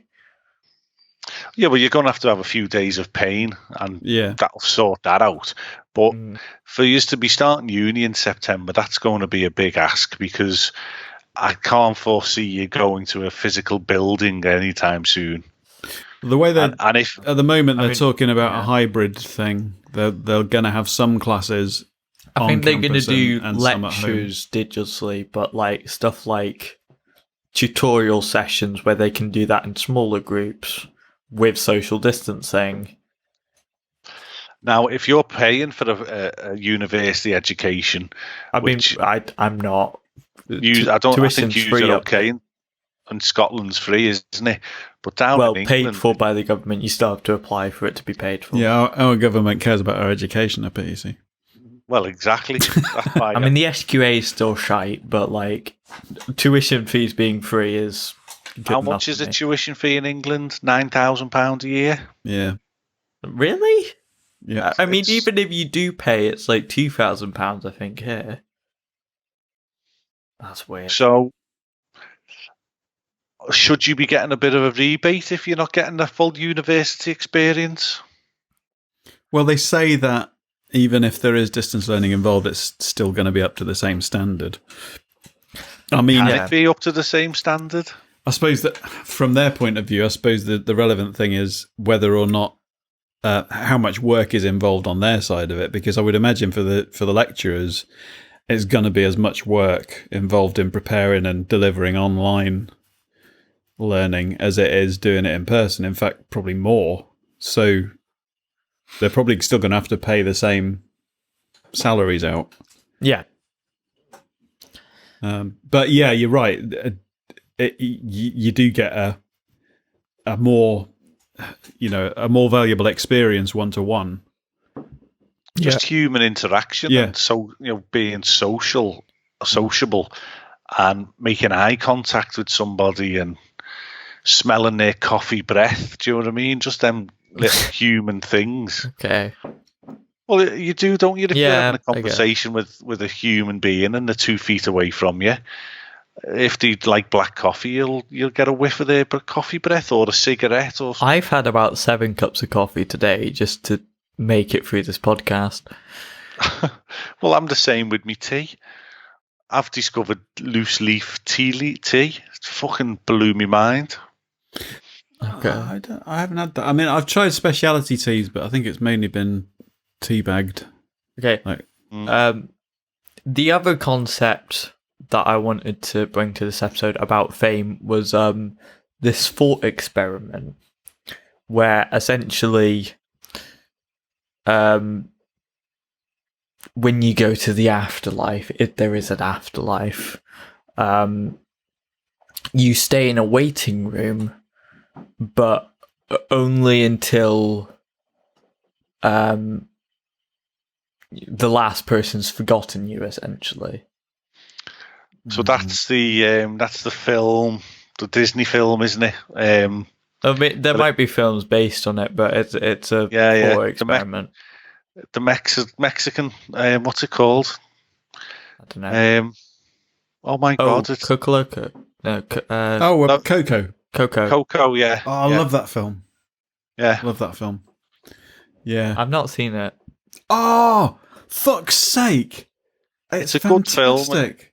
But it's that principle. For me, that is one of the most underrated But Disney it's sort of animation this films. thing where, I love that film. You're kind of punished for being really famous. Like someone like Napoleon that's going to be there for hundreds, maybe thousands of years. The pharaohs would have been there thousands of years already. Oh, right. It's not exactly the same concept then. You're talking about like the waiting room before what? Paradise? Before, I guess, Or Oblivion? whatever fate awaits you. I don't know. I think the prospect with Coco is that the afterlife is like the paradise, isn't it? And you only stay there until you're forgotten. Yeah, and it's your family members, basically. Mm. But celebrities are remembered. In the thought experiment, I've heard it's sort of treated like a purgatory, I guess. Well, that's it could lost, be isn't oblivion that you're going into. It could be heaven. It could be hell. I don't know what comes after that. Yeah. That's what the TV show Lost was. I like. I mean, it is as you say, it is a thought experiment because, and I do understand the logic behind that whole idea of being remembered. Like, there's some people that's not you. That's other people's memories of you. Yeah, would you become like a reflection of what your legacy was, though? That would be interesting. A reflection of what your legacy was. Yeah, so like all the really small personal details, maybe the nice bits, maybe the bad bits don't get put onto you. Well, it wouldn't be you for a start, but if you were the manifestation of other people's memories of you, then you would have their misconceptions imprinted onto you. Yeah. So your self-image basically changes, and that changes you. I don't know. This is sort of me just sort of morphing with a thought experiment. I'm just aware that we're drawing towards 9:00, and yeah, I'm not bothered. No one's messaged me, so I'm sound. So, have you read the book, The 5 People You Meet on the Way to Heaven? No. Fantastic book, and it's basically what you're talking about there. It's a little old man, and he dies, and I'm not doing it justice. I can't. Let's see if we can get it up. That's what she said. That's what she said. Is it called? The 5 People You Meet on the Way to Heaven. It's Chip. No, it's Mitch Albon, I think. You meet in heaven. 5 people you meet in heaven. No, is it Meet in Heaven? Mitch Albon, yeah. Yes. One of the greatest books I've ever read. Yeah. It might have a blurb on here. And he's done another book, Tuesdays with Maury, and that's his professor who had a debilitating, I don't want to do it a disservice, but he had some sort of debilitating disease. He lost, and he used to go round and see him every Tuesday. You did? Okay, no. It says here in the description on Amazon, the novel's protagonist is an elderly amusement park maintenance worker named Eddie, who while operating a ride called the Freefall, dies while trying to save a young girl who gets in the way of a falling cart that hurtles to earth. Oh. Eddie goes to heaven, where he meets 5 people who are unexpectedly instrumental in some way in his life. While each guide takes him through heaven, Eddie learns a little bit more about what his time on Earth meant, what he was supposed to have learned, and what his true purpose on Earth was. Throughout, there are dramatic flashbacks where we see scenes from his troubled childhood, his years in the army in the Philippines jungle, and with his first and only love, his wife Marguerite. 5 People You Meet in Heaven is the perfect book to follow Tuesdays with Maury, the other stuff. Both of them books will make you think about life in general. Both of them. You're Catholic, aren't you? I certainly am. How does that affect how you sort of think of that sort of legacy idea? I just try to be the best person that I can be. I try to help people. Yeah. When I can.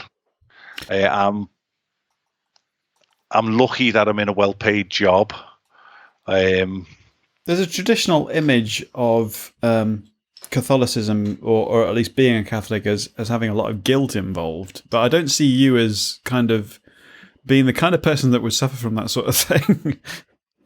No, not at all. I mean, I do go to church, but I use that time for reflection and to think about things, and basically, because this life is a million miles an hour, and sometimes you just need an hour to just unplug. No mobile phone. You're always 2 inches away from a screen now. You're always looking at something. You're always reading something. See, that is something I particularly miss about. Well, I get it a lot from sort of doing musical stuff now, but I used to be religious, and I do definitely miss that part of it, that kind of slowing down. And recently I've started doing just 10 minutes a day of meditating, just to get some switch off time. And it's really difficult. When you look at what's going on in your own mind with everything that you deal with from day to day, it's just chaos inside my head a lot of the time. And you just need to unplug. It's a strange. I'll never try and. I'm not going to sit here and start trying to convert you to be Catholics. I couldn't give a shit if you're a Catholic or not. But in the same respect, I respect your stance on things, because obviously dinosaurs exist. Obviously Adam and Eve is just a story. Or the whole Bible has been rewritten so many times. Yeah, I mean, there's a lot of retranslations. Exactly. One that I found quite interesting that I learned about recently, there's a particular passage, I think it's in Leviticus, I'm not entirely sure, in the Old Testament. Yes, we know. Well, I don't know how Third book, is it? This. I don't read the Bible. I haven't read the Bible since I was 10. I'm sure it's Genesis, Exodus, Leviticus, Numbers, Deuteronomy. No idea. It's one of. I did learn them in order once. It's one of those tits. One of those what? It says about. It's basically the passage that's usually used to condemn homosexuality. Yeah, but it's Old Testament. Well, see, this is what I don't get. There is that factor within the theology of it in general. Like it's meant. I don't to be, actually think the Old Testament should be a part of the Bible, because it's the Old Testament. The New Testament was. I mean, kind of. There is that, but also apparently in the original Hebrew and Greek translations, it basically says that a man shouldn't lie with a younger man, essentially alluding to paedophilia rather than homosexuality. That sounds like a modern interpretation, though. Considering that there are civilizations... The original words used were man and young man, lying with a young man. Right, yeah. It is difficult when you're translating, because there are certain things you can't... In the 1940s, an American conservative group made the German translation into homosexual, essentially. A man lying with a man, and every being sinful. king of England rewrote the Bible to suit his needs, basically. But then the winners always write history. But I mean, it was originally in Hebrew, wasn't it? And a lot of it. There are some, and I know there's no translation for the word perhaps, shalom. For a start. That can be proven. There are some historical events around the Bible, but most of the stories in the Bible were written by word of mouth afterwards.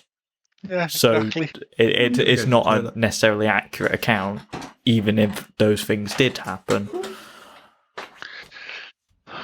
Could they make a new Bible now with modern celebrity? Because, I mean, the stories of the Bible are basically people doing good and turning people away from being bad. In the New Testament, at least, by the look. Yeah. The Old Testament is a bit... There's some interesting stuff in the Old Testament. And that's the bits of religion that I choose to go forward with. Right. To try and be a better person, to try and, I mean, my family will all tell me I'm a miserable bastard, and I'm an argumentative bastard. But when I'm walking into a shop and there's a man sitting on the floor outside, I'll buy him something. Yeah, I mean, that's being a good Samaritan. yeah, I kind of appreciate some of the philosophy in there with the morals, but without the necessity for assigning it a god necessarily. Yeah, exactly. Who knows? We might be living in a marble. Yeah, I mean, if it's possible to simulate consciousness, there's a pretty good chance we are living in a simulation. Exactly. We've kind of shifted off of fame. Well, I'm gonna live forever. I started talking about sort of legacy and purgatory and the afterlife. Have you ever seen that film, The Legacy? We shifted on to religion like we always do. I don't know if it's late 70s, early 80s. It had Roger Daltrey from The Who. It was a horror film. I don't know, Boston might know it. But it's basically, it was the first kind of horror, creepy thriller film that I saw when I was a teenager. And it's basically set in this old mansion. And these people basically are trying to leave. And they're trying to drive away from the place. And it's all misty, obviously. And no matter which way they drive, they always end up back at the mansion, and they can't escape from it, and it's like this possessed kind of house, and everybody keeps dying off one by one. One person chokes on a chicken bone, and another person drowns in the swimming pool. And are you familiar? I know you are, but random. Craig, are you familiar with the musical Hamilton? I certainly am. Have you listened to the lyrics? So basically, Kevin Smith on his podcast talked about Hamilton basically when it come out. So I don't know how old it is, maybe 4 years. Yeah, exactly. It came out in 2016. Oh, well, there you go. So, and I dismissed it because, whatever. I do like a little bit of rap music, but I'm a typical white person, basically. A bit of Eminem, a bit of Dr. Dre, the odd little bit of Snoop Dogg. I had the Vanilla Ice album back in the day. I'll put my hand up there. I'm apologising. So, yeah, I couldn't be arsed listening to it. But then our Eve was listening to Hamilton religiously. Bang, bang, bang. Listen to this, daddy. Listen to this, daddy. Listen to this, daddy. No, it's shit. No, it's shit. No, it's shit. And when I listened to it for the first time properly was in February when we were in New York this year. All right. Okay. And basically, the musical Hamilton takes place everywhere where you're walking in New York. So there was this one day we actually are outside the church where his grave is. All right. And there's Hamilton's grave. It just fucking blew me mind. Quiet town. And you're walking around the streets of where he walked. This is why I had to take these guys to see it in New York, because if you know the musical, that whole opening section where it's all singing about the greatest city in the world, and the musical makes it quite surreal. But I mean, New York in general as a city, because of all the movies and all the media around it, it's quite. I mean, coming back to fame, it's like being in a film set, famous. Isn't it? I mean, I guess you could kind of get with that with London, but I've been quite a few times to London before really engaging with that so much. But New York, that was very surreal, and it felt like I was on a film set the whole time. Yeah. That's exactly what New York was to us.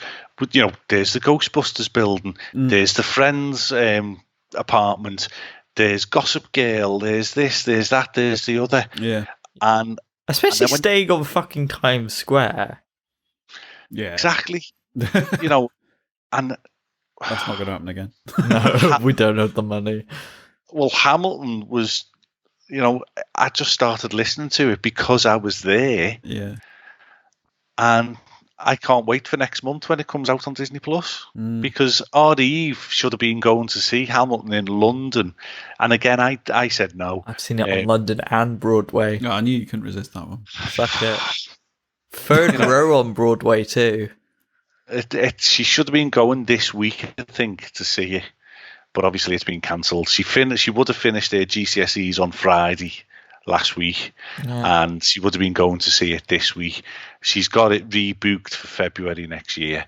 Yeah, that's interesting because, like, in Scotland, we finish all our exams like before the end of May usually. I mean, there's some special ones that you do, like maybe very start of June, but like they're unusual ones. You interrupted. Sorry. No, I mean, she's going to go next February to see it now, February half term next year, if she's allowed because of the way the world is. And my dream is to do what you did, is to go and see it in New York. You've got to book a year out, at least. Yeah. I mean, it depends what your situation is with stuff like that, but I don't know. We don't know where we're going to be, do we? We don't know anything anymore. Who is the new famous? They're all doctors now because they're all saving our lives. They're all NHS nurses because they're all saving our lives. They're the new famous people. Nobody's able to sort of idolize them, but like no, a few years ago, whenever they were on strike, the press would demonize them. That's what sort of strikes you. It's sort of fame's very fickle. I'm waiting at the moment to get my eyes seen to. I'm going blind slowly. You know, I had the lens replacement surgery about 18 months ago. Well, over the last few months, my right eye particularly, but both eyes have started getting quite cloudy, and I've started getting loads of floaters in my right eye now, and I can't drive at night anymore. But obviously nothing's been. You should stop putting your head in the toilet. Oh, fuck's sake. So I'm on the list for a callback, but yeah, it's a bit of a. I mean, obviously it's something to worry about if your eyesight could be at risk, but I'm pretty sure it's not permanently at risk. But there's going to be a lot of people at the moment who, not just aspects of their health are at risk, but their lives are at risk. You know, people. You could always drive to Dundee to test your eyesight. Barnard Castle. One of the lads in work, his sister-in-law had back pain just before coronavirus and didn't do anything about it because she didn't want to go to a hospital. Yeah. And now she's dead. I have seen... Jesus. Oh, Jesus. It was, she was riddled with cancer. Shit. And by the time she went, about 5 weeks in, it had spread and it was everywhere and it was too late. I have seen... There's going to be loads of cases like that. Ads from the Scottish government saying about basically they don't want you to avoid going to the doctors for anything because of coronavirus. It's a bit different for us, though. I mean, I can kind of get that mentality to a certain extent, but there's not a huge amount of risk up here because while there have been some cases, it's not been like it was in London or even Liverpool. No, I mean, particularly Liverpool's like up in our area, it's really sparsely What's your R rate like at the moment?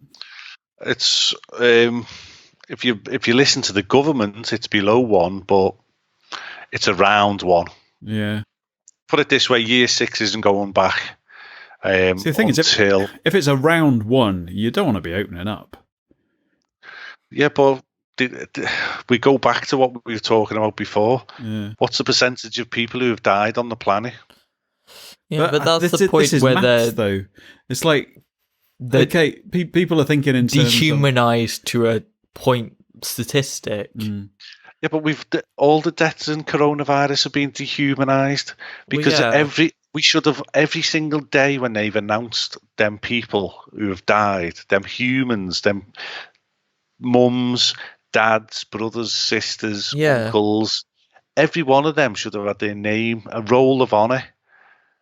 Well, actually, the New York Times, I think, published a list of, I think it was 1% of the people that died from coronavirus in the US. 1%. Yeah. And So when it someone got basically copy and pasted the article to sort of show the scale of how much died. I think it's about up to 100,000 now in the US. it's about 140,000 now. Oh, But right, okay. what they did, it was 100,000. When it went through 100,000 deaths, you need to subscribe to the Daily because that's the New York Times.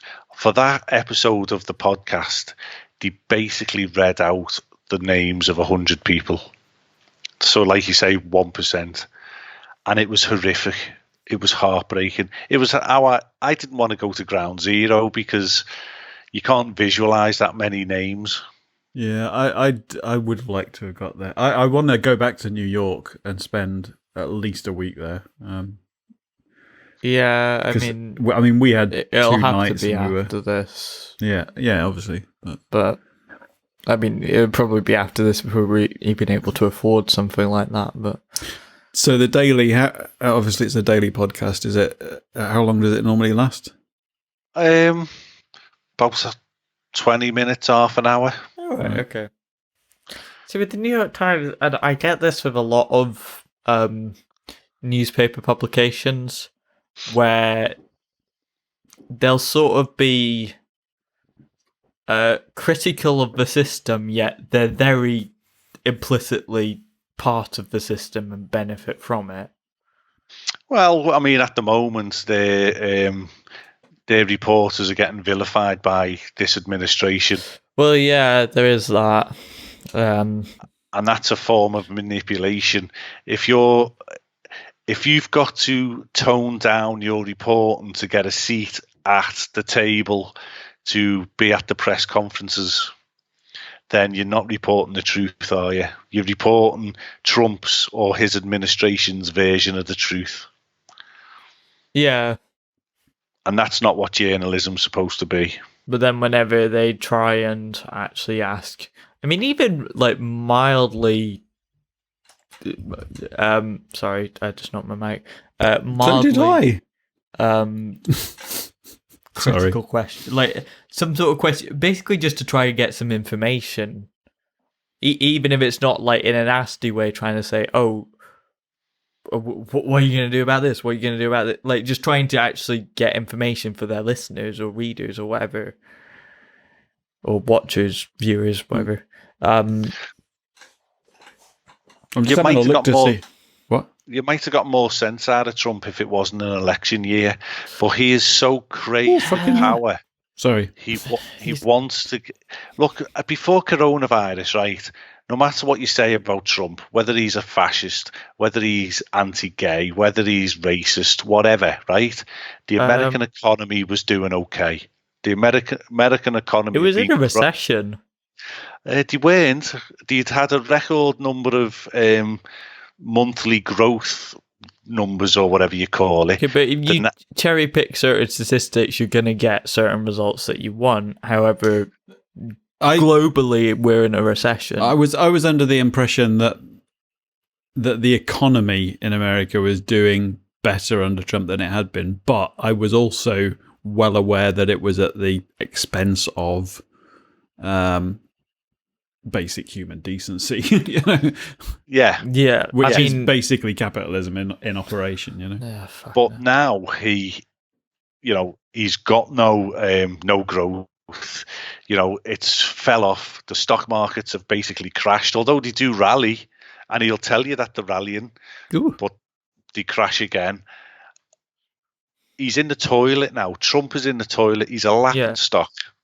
But like, I mean, it's going to be interesting to see what happens in November. Even before coronavirus, like at the very early stages of the sort of lockdown, the economic scare sort of thing, the biggest Dow drops were the 10 biggest Dow drops. Most of them were under the Trump administration, and that's like the US stock market. It's like our version of. It's like their version of the FTSE 100, kind of. I'm going to try and steer it back to the subject because I was just having a look at how famous we are. And because I don't mess about with podcast statistics. I see other people talking about theirs, but apparently our estimated audience size is 15 now. Oh.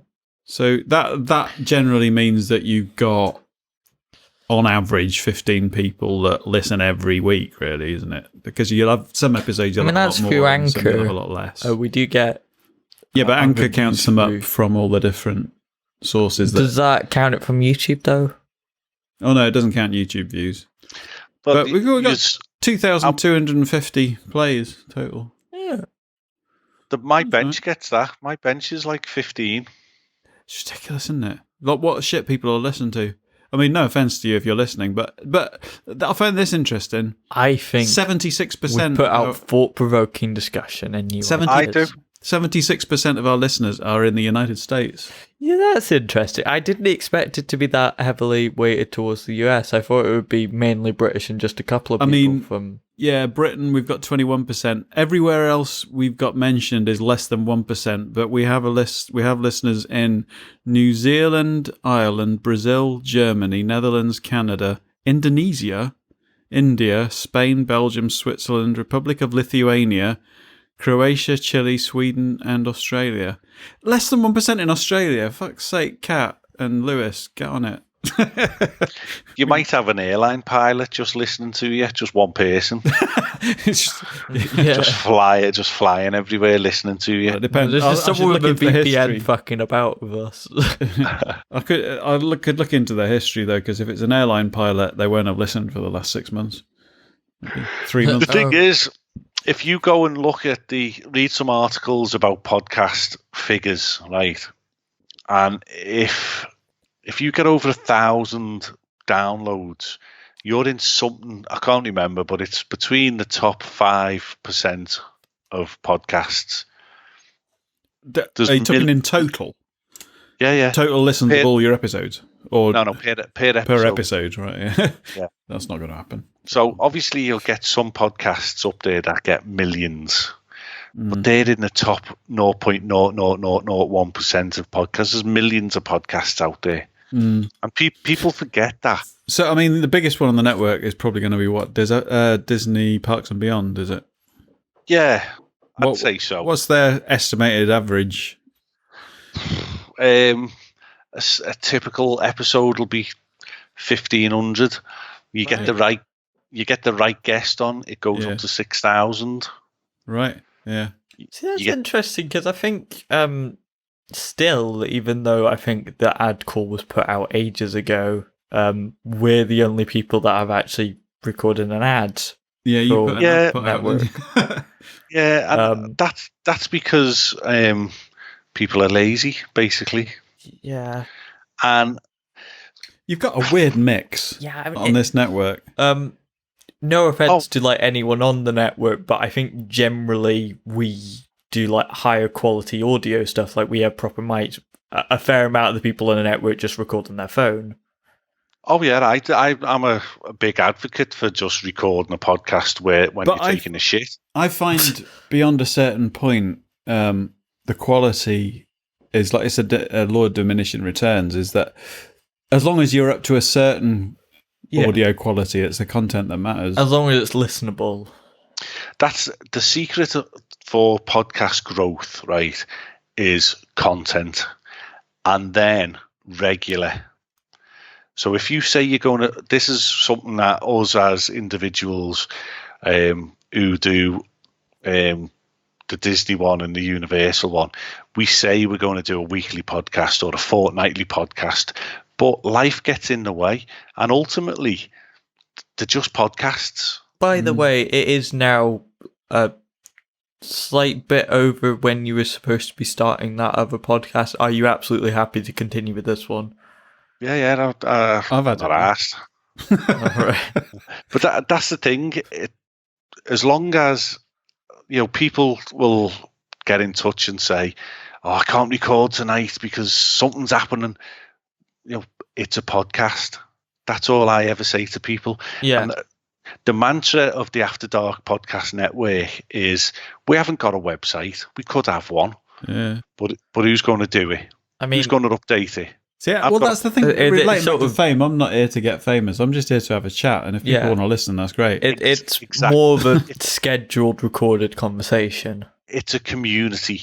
That is the whole mantra of the After Dark Podcast Network is we are a collection of people, and we all have different opinions, we all have different views, but ultimately we all get along. And we've all got each other's back. And look what you did for us, Paul. Just totally out the blue. I couldn't resist that. That was just waiting for. As soon as I was listening to that episode, I just thought, I've got to put a beat on that. Like, yeah, you've blown Colin's mind. Do you know what I mean?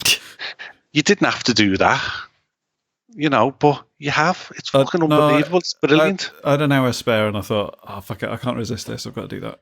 That's partly because I knew it would put a smile on your face, and it's just mates, just kind of. And it did, exactly. And that's what the network's about. I have a lot of downtime in work, so I'll sit there, and when a new episode comes out, I'll share that the new episode's out. I listen to every single podcast that everybody puts out on the network, even Phil's podcasts. And they're generally shite. Andy Phil. We should get Phil on. You don't? Do you know Phil? We should have got him on. He might have been on that big call we did. I feel like I've victimised him a little bit on Captain Marvel and sexism. Yeah, he's a sexist cockney who used to be baldy, but now he's got an afro. But I want to meet all these people. Views of our guests do not represent our own. So, I mean, in terms of you saying that you had to have half a bottle of vodka and Nick gets really nervous at these meetups and stuff, is that when meeting general public, i.e. listeners? Because I felt a lot less nervous about meeting Simon because we'd had him on Skype on a podcast. I mean, for instance, would you and Nick be nervous about meeting us? No, because that's the thing, isn't it? It's like you're meeting people that you don't know, I suppose, is the. There was one time I got recognised by someone that I didn't really know. I'd I think the previous year done a public speaking competition. It was. Don't you think you would make a good politician? Yeah. Oh, I would hate it. Fucking hell. I mean, I did the whole public speaking debating thing, but most of the people that succeed in that are fucking psychopaths. Well, that's politics. Well, yeah, but genuinely, some of the sort of shit that succeeds in that, it's the most aggressive shit, and they're not popular. That's politics. They're vengeful, essentially. That's politics. That's a Disney Community. Well, it's the version of that, but from really privately educated places, so it's hyper aggressive. It's annoying. Are you going for the record, by the way? Well, you're trying to beat Ben's record here. There was a thing with Nigel Farage recently. Fuck Ben. That I think actually got him pulled from LBC. I wouldn't fuck him. Did you see this? Did you see dad's dick? Was he in his wheelchair? He could be. Did you see Nigel? He was afterwards. Did you see Nigel Farage is no longer an LBC? Is that like a LGBT? Why is it? No, it's leading Britain's conversation. It's a radio station. Has he been kicked off? Yeah, he's been kicked off. I think essentially because a bunch of people that knew him at school said that he was basically a neo-Nazi. How did it take that long? I mean, anyone that's been paying any sort of close attention to anything he's done could sort of gauge I've got a problem. You he associates with those kind of people, but is he really a neo-Nazi, or is he just really bad at publicity? I've run out of beer. Can't avoid Brexit then, if he's been proven to be a Nazi. No, he's basically been kicked off his main platform because I'm gonna get more beer. I'm not entirely sure the specific reason, but there was a thing where his old classmates and teachers said that he'd been particularly racist towards other classmates. So why is it taking so long to come out? Is it just because now everybody can talk openly about racism? Because I don't know. I mean, I guess it's sort of the time to. What? I've not finished my last beer. No, that's not for you. That's just for whoever needs it next. Okay. That's your piss pot. This is terrible. That's not as brilliant. What were you saying? Nigel Farage being kicked off thing. Nigel Farage being wanked off. I mean, I think it was basically it was an interesting quote. Someone had said, I mean, he's basically a fascist, but there's no reason why he wouldn't make a good prefect. And that's the sort of behaviour that gets ahead in debating. And it's why this sort of faux aesthetic of intellectualism. Don't you think that's... Even though it has nothing to do with actually being factual or intellectual. Don't you think that's so private school kind of...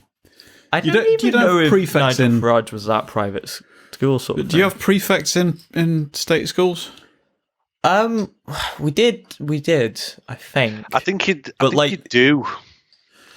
They kind of just stayed out of things. See, I went to they call them public schools here, but private schools if you're American. I did go to one and I got expelled. Yeah, what was that for again?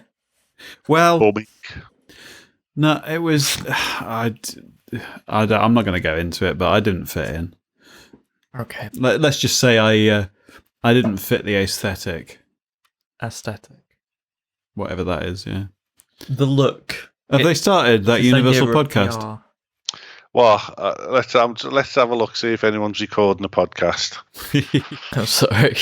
Could we gate crash? No, let's not do that. No, I think we're probably best. No, they're not recording. They're not. There's no content. They're going to build some content for next week. Oh, right, okay. Well, I'm going to leave it in your hands. Do you want to continue the discussion on something? I'm happy to. We have beer left. I'm happy to. Depending on what you want to do, you're the guest. You can dictate. I'm going to bed soon because I'm up at 4 o'clock in the morning. Fucking hell. That's fair. Got to get people on them trains. Well, should we gradually wind down then? Okay.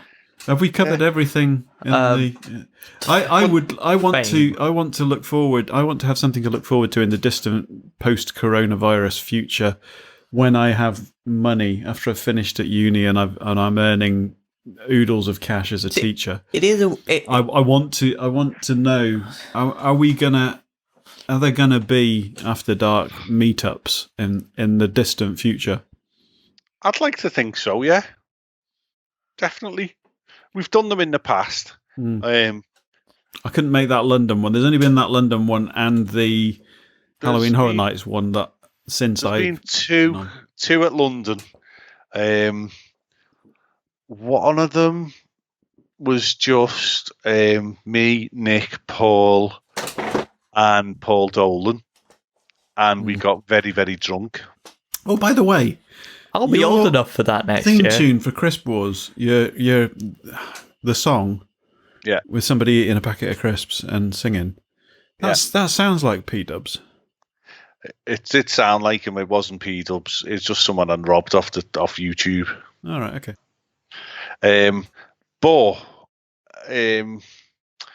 That was the year before, and then 2 years ago or last year we had the second meetup where we put the first one was private. I don't know if we put it out to the listeners. We recorded the podcast and got very drunk. I seem to remember. Did that not go out on Patreon? I think it went out on Patreon only. Is it still there? Because I'm going to have a look back. Because I remember I was listening at the time to the public releases.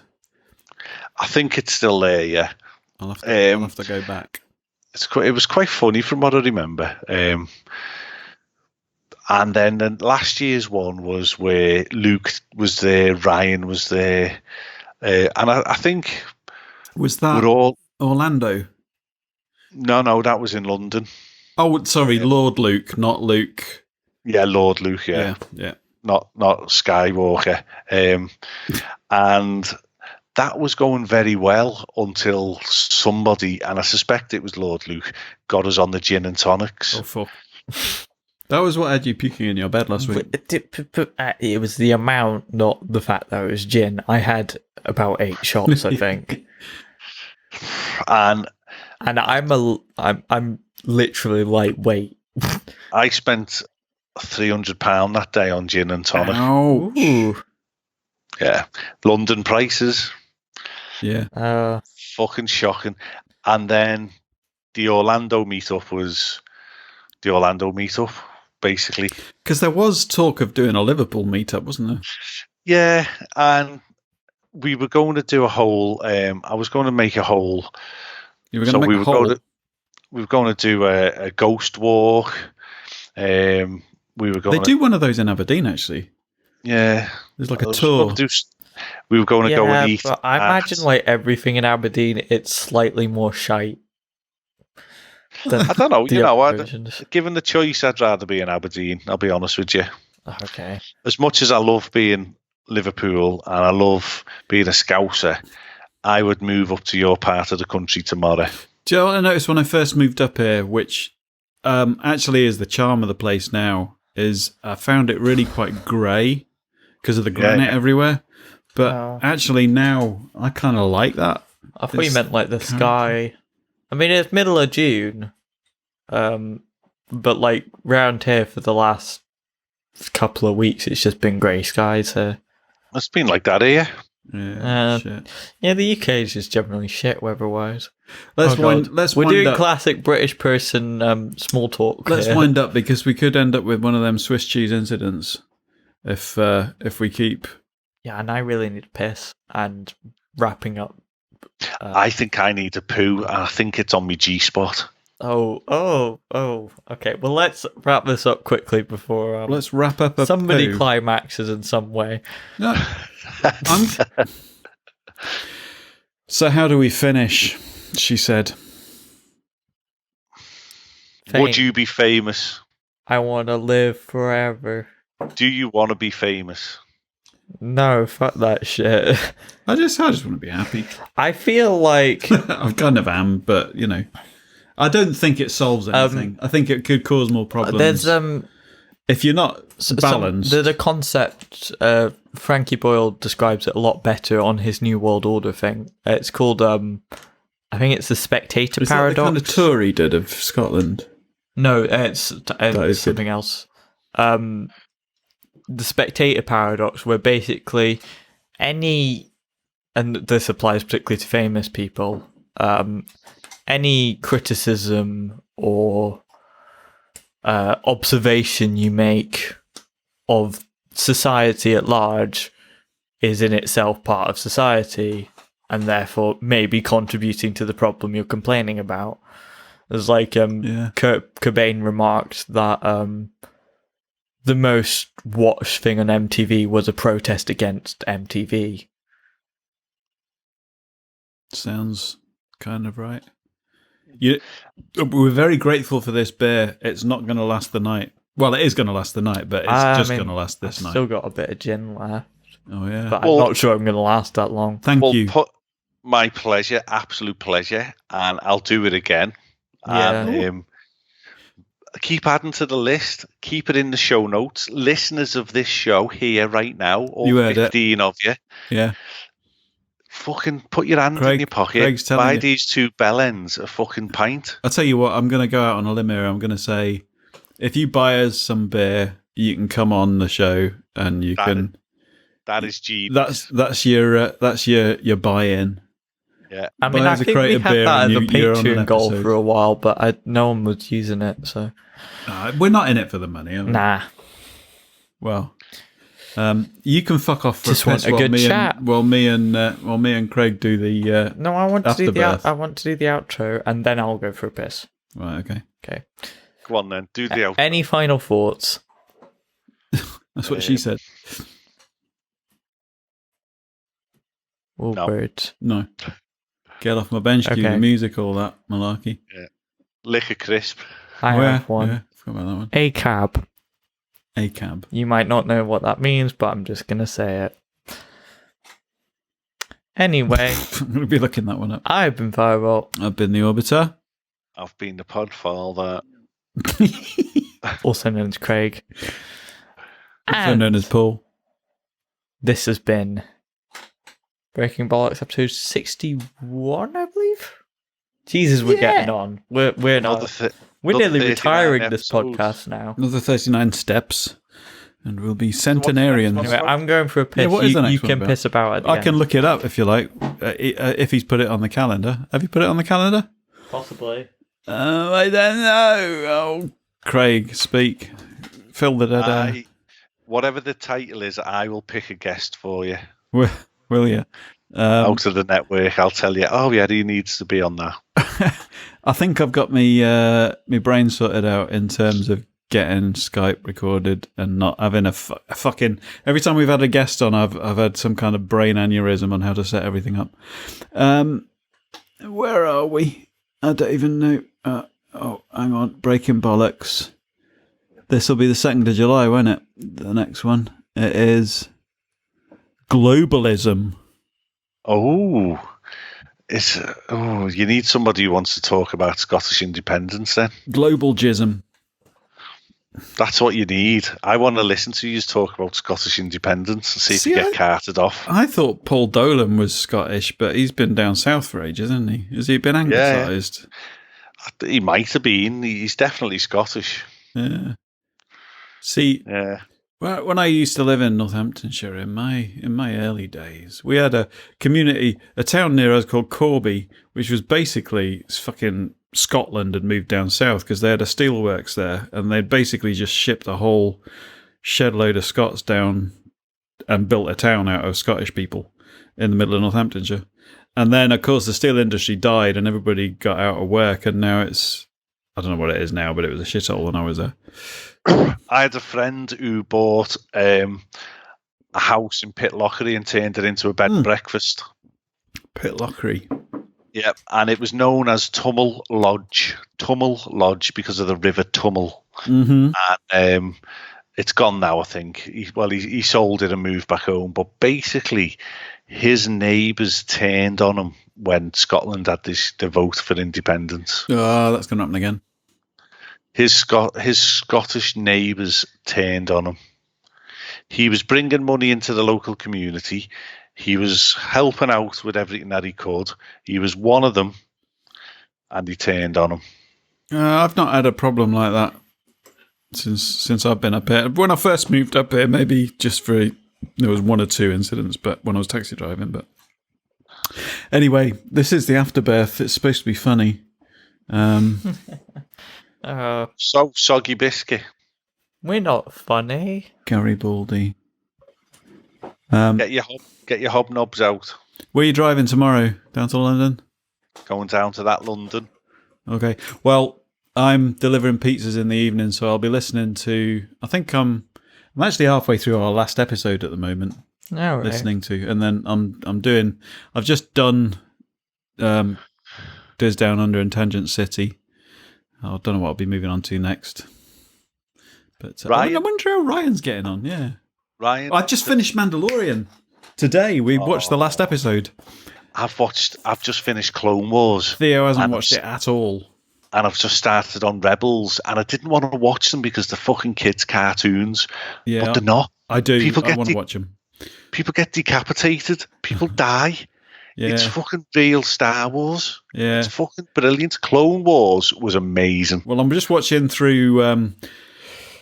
I'll watch an episode of Simpsons every morning with my breakfast on Disney Plus. But we just finished Mandalorian. I'm gonna get onto Clone Wars next, I think. Oh, I mean, right. Clone Wars ends just as Revenge of the Sith ends. So the two of them entwine. Oh, right, okay. And it's fucking brilliant. Cool. I'll have to get onto that. Yeah, I'm going to piss myself as well. So let's wind this up. Go ahead, I mean, I've already done the outro. How do you end the outro? Have you done the outro? Yeah. I guess music. I guess we just end the call. If I say cue the music, right, you can put one of your songs at the end, a little ditty.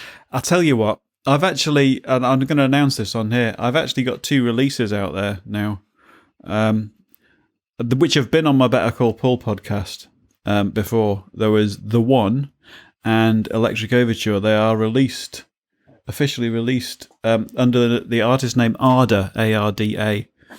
They are available to purchase on iTunes and stream on Spotify and God knows what else. So, yeah, I'm just trying to get shit done. Yeah, So apparently I'm there's gonna a find them book now. of a similar name, ADA, pronounced Ada, that's about incest. Hey, Vladimir Nabokov. And on that note, we will see cue you the music. next time. Suck me balls.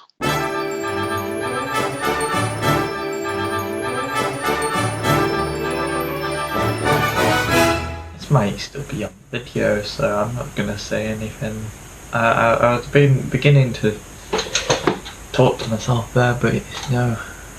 I mean, I don't know why I'm talking into my microphone. This probably isn't going to be anywhere because the sound quality is going to be shit, but I guess if I say anything mildly funny it might go in. But that's pretty unlikely to happen. You can never have enough good sausageness or something along those lines. This podcast is part of the After Dark Podcast Network.